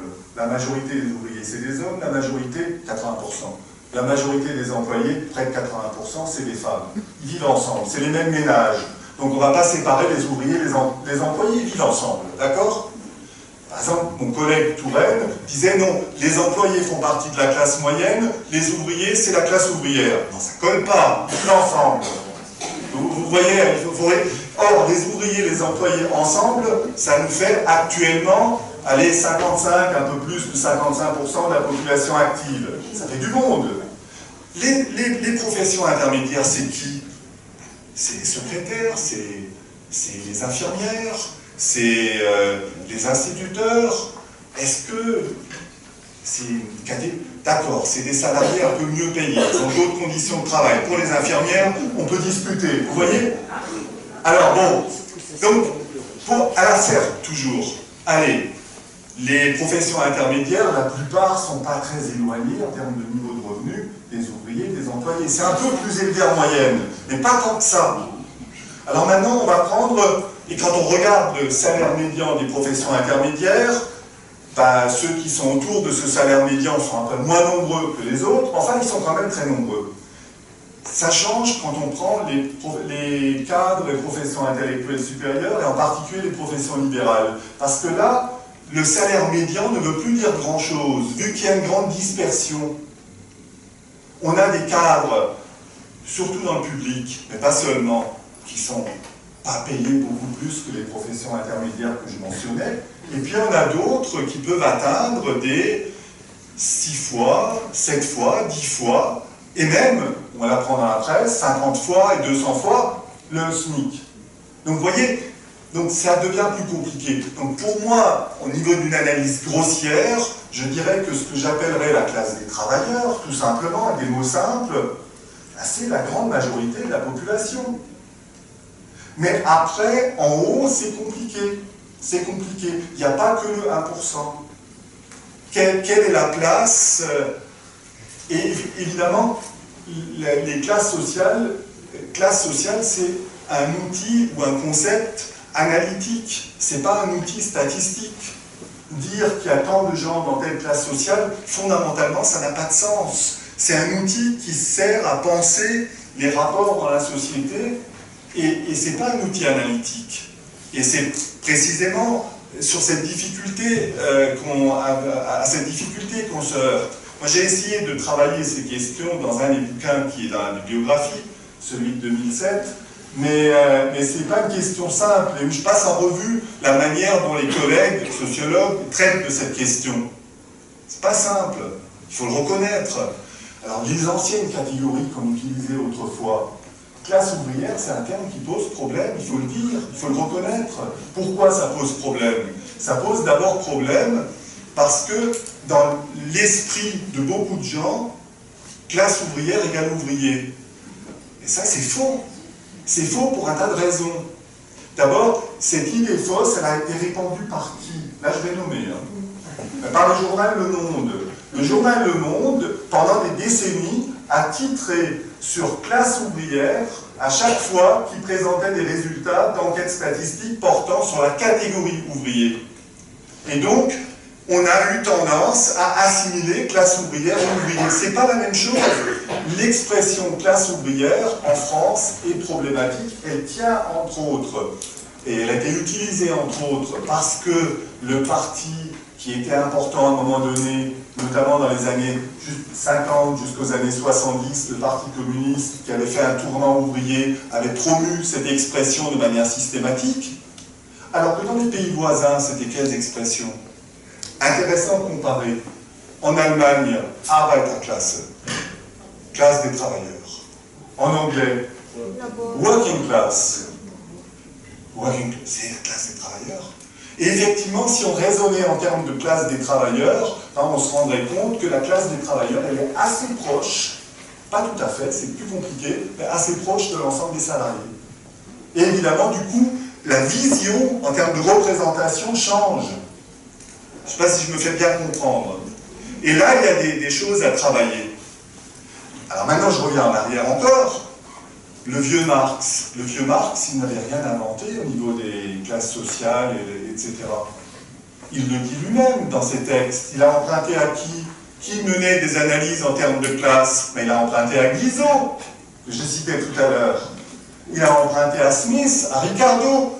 Tous nos économistes classiques à l'époque raisonnaient en termes de classe. Les physiocrates et les mercantilistes de la même manière. Les classes n'ont pas été inventées par Marx. Marx a simplement proposé une autre façon de les analyser. Je ne sais pas si je me fais bien comprendre. Donc, l'histoire des classes sociales, en même temps, est compliquée parce que, regardez Marx. Marx, c'est quand même un auteur très intéressant. Selon le texte que vous prenez, Marx parle de deux grandes classes sociales dans le Capital. Un ouvrage analytique, c'est le prolétariat et la bourgeoisie. Le prolétariat, c'est ceux qui vendent leur force de travail. N'ayons pas peur, c'est les salariés. C'est la classe des travailleurs. D'accord? Mais dans d'autres textes, Marx va jusqu'à distinguer 4 classes, 7 classes et fractions de classes, notamment dans ses textes politiques sur la Révolution de 1848, sur le coup d'État de Louis Bonaparte, sur la Commune de Paris. Dans ces textes, il y a une analyse, je dirais à chaud, de la situation politique en mobilisant le concept de classe sociale et en étant assez fin et montrant que c'est compliqué cette affaire-là. Donc voilà, moi j'inviterais à revenir à cette méthode-là et pas aux simplifications. Je m'arrête là. Mais c'est compliqué, il faut le reconnaître. Oui, il y a une question posée par ma voisine à laquelle je pense que vous n'avez pas pu complètement répondre. C'était la question de il y a une marmite bouillonnante, probablement elle est mondiale, mais moi ce qui m'intéresse, la réponse, c'est quelle est la nature du couvercle qui fait que ça n'explose pas. Vous avez donné un élément de réponse qui était, vous avez une concentration des médias, que ce soit l'internet, la presse papier, télévision, etc. Il y a une concentration des médias. Mais est-ce qu'il n'y a pas d'autres causes du type absence de représentation dans les instances des minorités, c'est-à-dire des Noirs, des femmes, des ouvriers, paysans? Est-ce qu'il y a une cause qui est fondamentalement humaine, qui est à quel niveau l'homme va se révolter? Et ce qui m'intéresserait, c'est vos travaux sociologiques. Si on devait sortir 4 ou 5 éléments qui décriraient la nature du couvercle, c'est ça qui m'intéresserait dans la réponse, qui serait technique, qui n'est pas polémique ni meeting, qui est technique, issue de vos travaux sociologiques. Je vais essayer de répondre. D'abord, je vous remercie pour vos observations. Juste un point de désaccord, la question n'est pas technique. La question reste fondamentalement politique pour une raison très simple, c'est que personne ne sait à quel moment, je vais le dire de manière simple, la mayonnaise prend, par exemple pour une protestation sociale qui se transforme en une révolte sociale ou un mouvement social prolongé. Personne ne sait comment la mayonnaise prend et quand elle prend, même s'il y a différents groupes, par exemple des organisations syndicales, qui essayent d'y travailler. Donc ça, c'est une première vraie difficulté. Quand on analyse, en revenant en arrière, par exemple, comment ce qui s'est passé en 68 c'est monté, comment c'est apparu, a posteriori, on a des éléments, mais personne ne savait avant. Oui, absolument, vous avez parfaitement raison. En 95, quand il y a eu un mouvement quand même assez important, c'est parti parce qu'il y avait aussi convergence de beaucoup de choses. Je me souviens qu'il y avait en même temps des manifestations organisées par des mouvements féministes par rapport à l'égalité salariale, hommes-femmes, qui avaient en même temps des protestations de certains secteurs de salariés, je pense notamment aux salariés de la SNCF, et qu'il y a une convergence de tout ça. Donc la question de la convergence est compliquée. Mais fondamentalement, la question de comment ça se fait que les choses restent atones relativement, à mon sens, elles ne sont pas si atones que ça. Il suffit d'observer, même par exemple les dernières manifestations de cette semaine et de la semaine dernière, c'était pas si atone que ça. Par exemple, dans ma ville, à Strasbourg, il y avait plus de monde dans la rue qu'en 95, au moment le plus fort. Et c'est pour ça qu'il faut parfois ne pas réduire la France à Paris. Peut-être qu'à Paris, les mobilisations sont moindres pour un tas de raisons qu'il faudrait expliquer. Je ne sais pas. Mais un autre élément, me semble-t-il, qui est important, c'est la manière dont la montée de l'extrême droite est instrumentalisée. Et si je le dis de manière aussi brutale et aussi nette, c'est aussi parce que je regarde un peu ce qui se passe dans le pays voisin, en Allemagne. J'ai suivi par exemple le débat entre Schulz et Merkel. Les 4 journalistes qui animaient le débat venaient tous les 4 de chaînes privées, de médias privés allemands. Les 4 journalistes ont pendant les 2 tiers du débat, au début, posé systématiquement des questions en revenant chaque fois sur le même thème, sur les migrants, les réfugiés. En fait, ils ont fait la campagne de l'AfD, de l'extrême droite allemande, qui va faire un score demain. Non, il faut prendre ça en compte.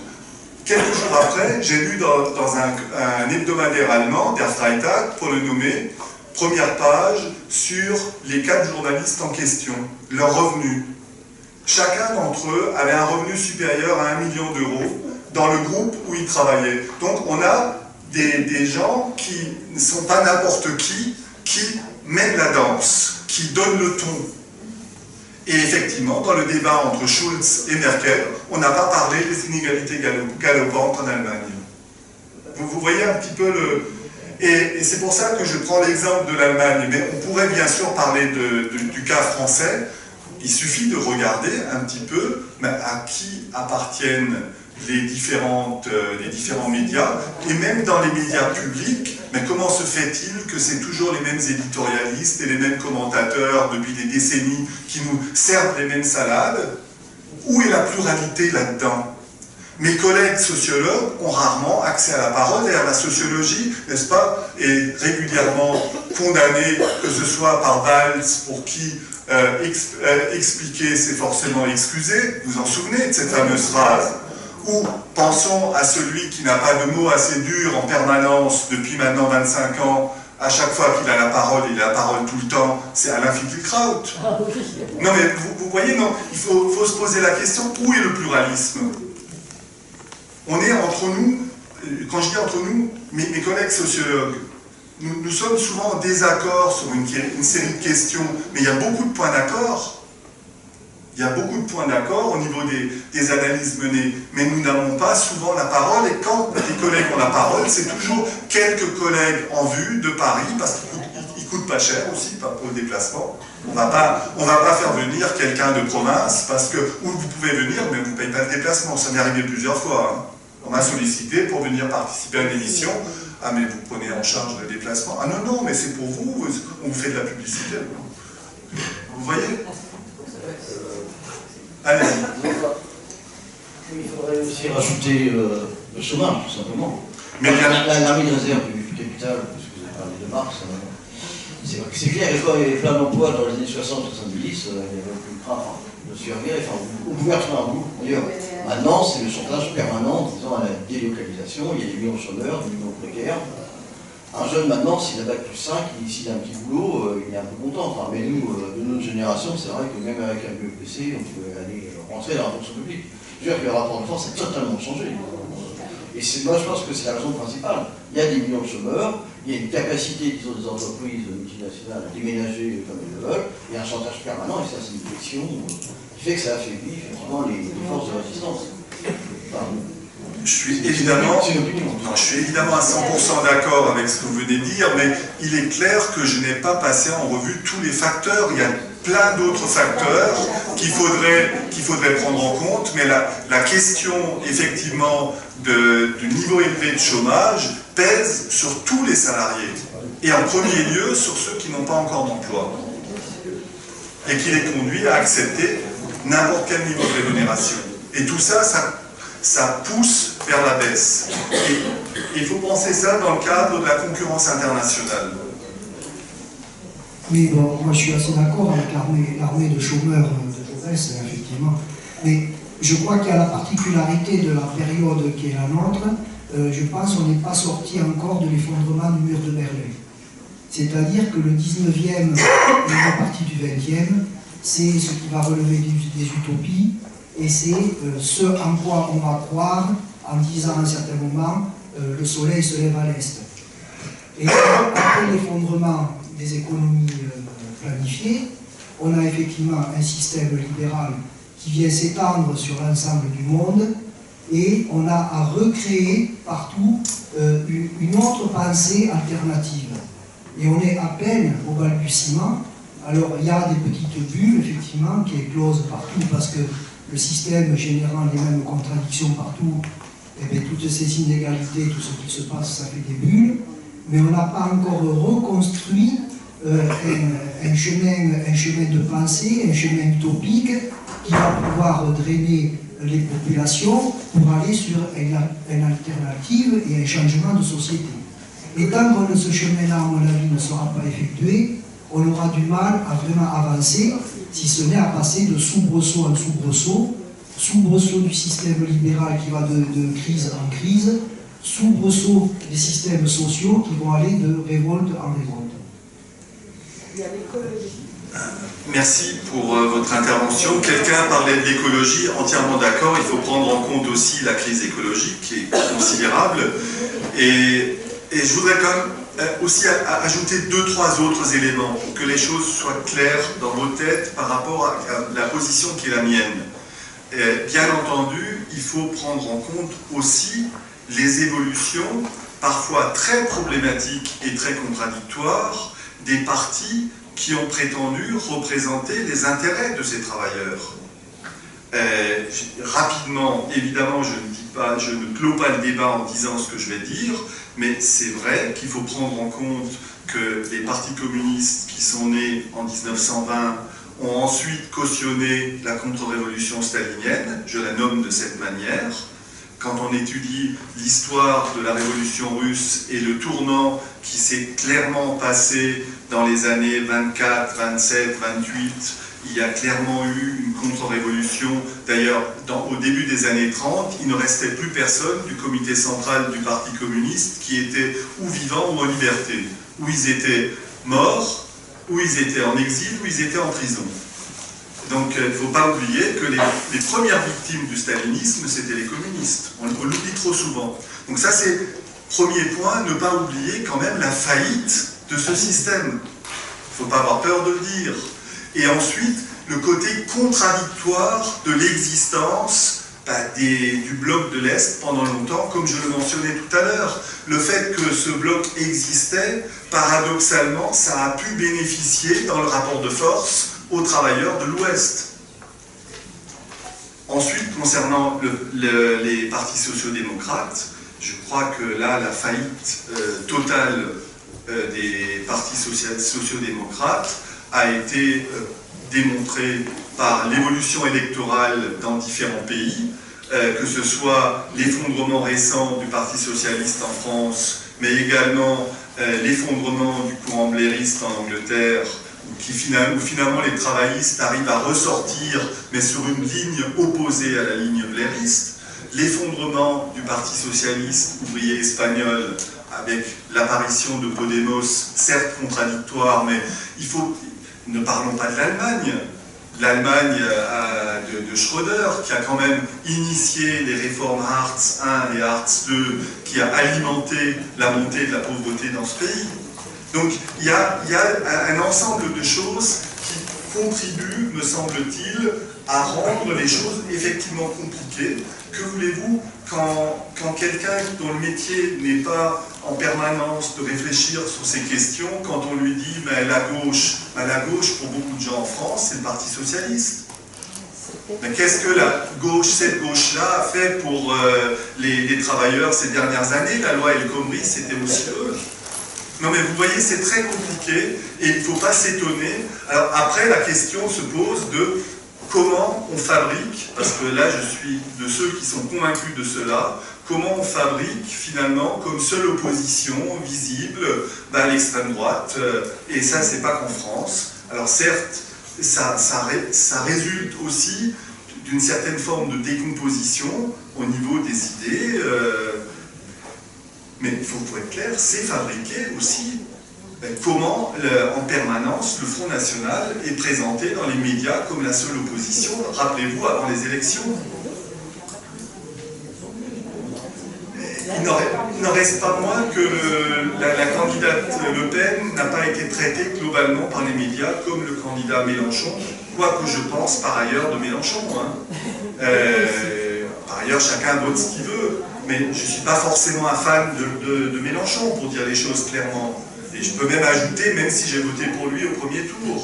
Mais je ne suis pas forcément un fan, mais au niveau de l'offre qui était là, Hamon ne m'a pas convaincu. Voilà, j'ai pas été le seul, apparemment. Je pense qu'on va être obligé de conclure la conférence. Merci beaucoup.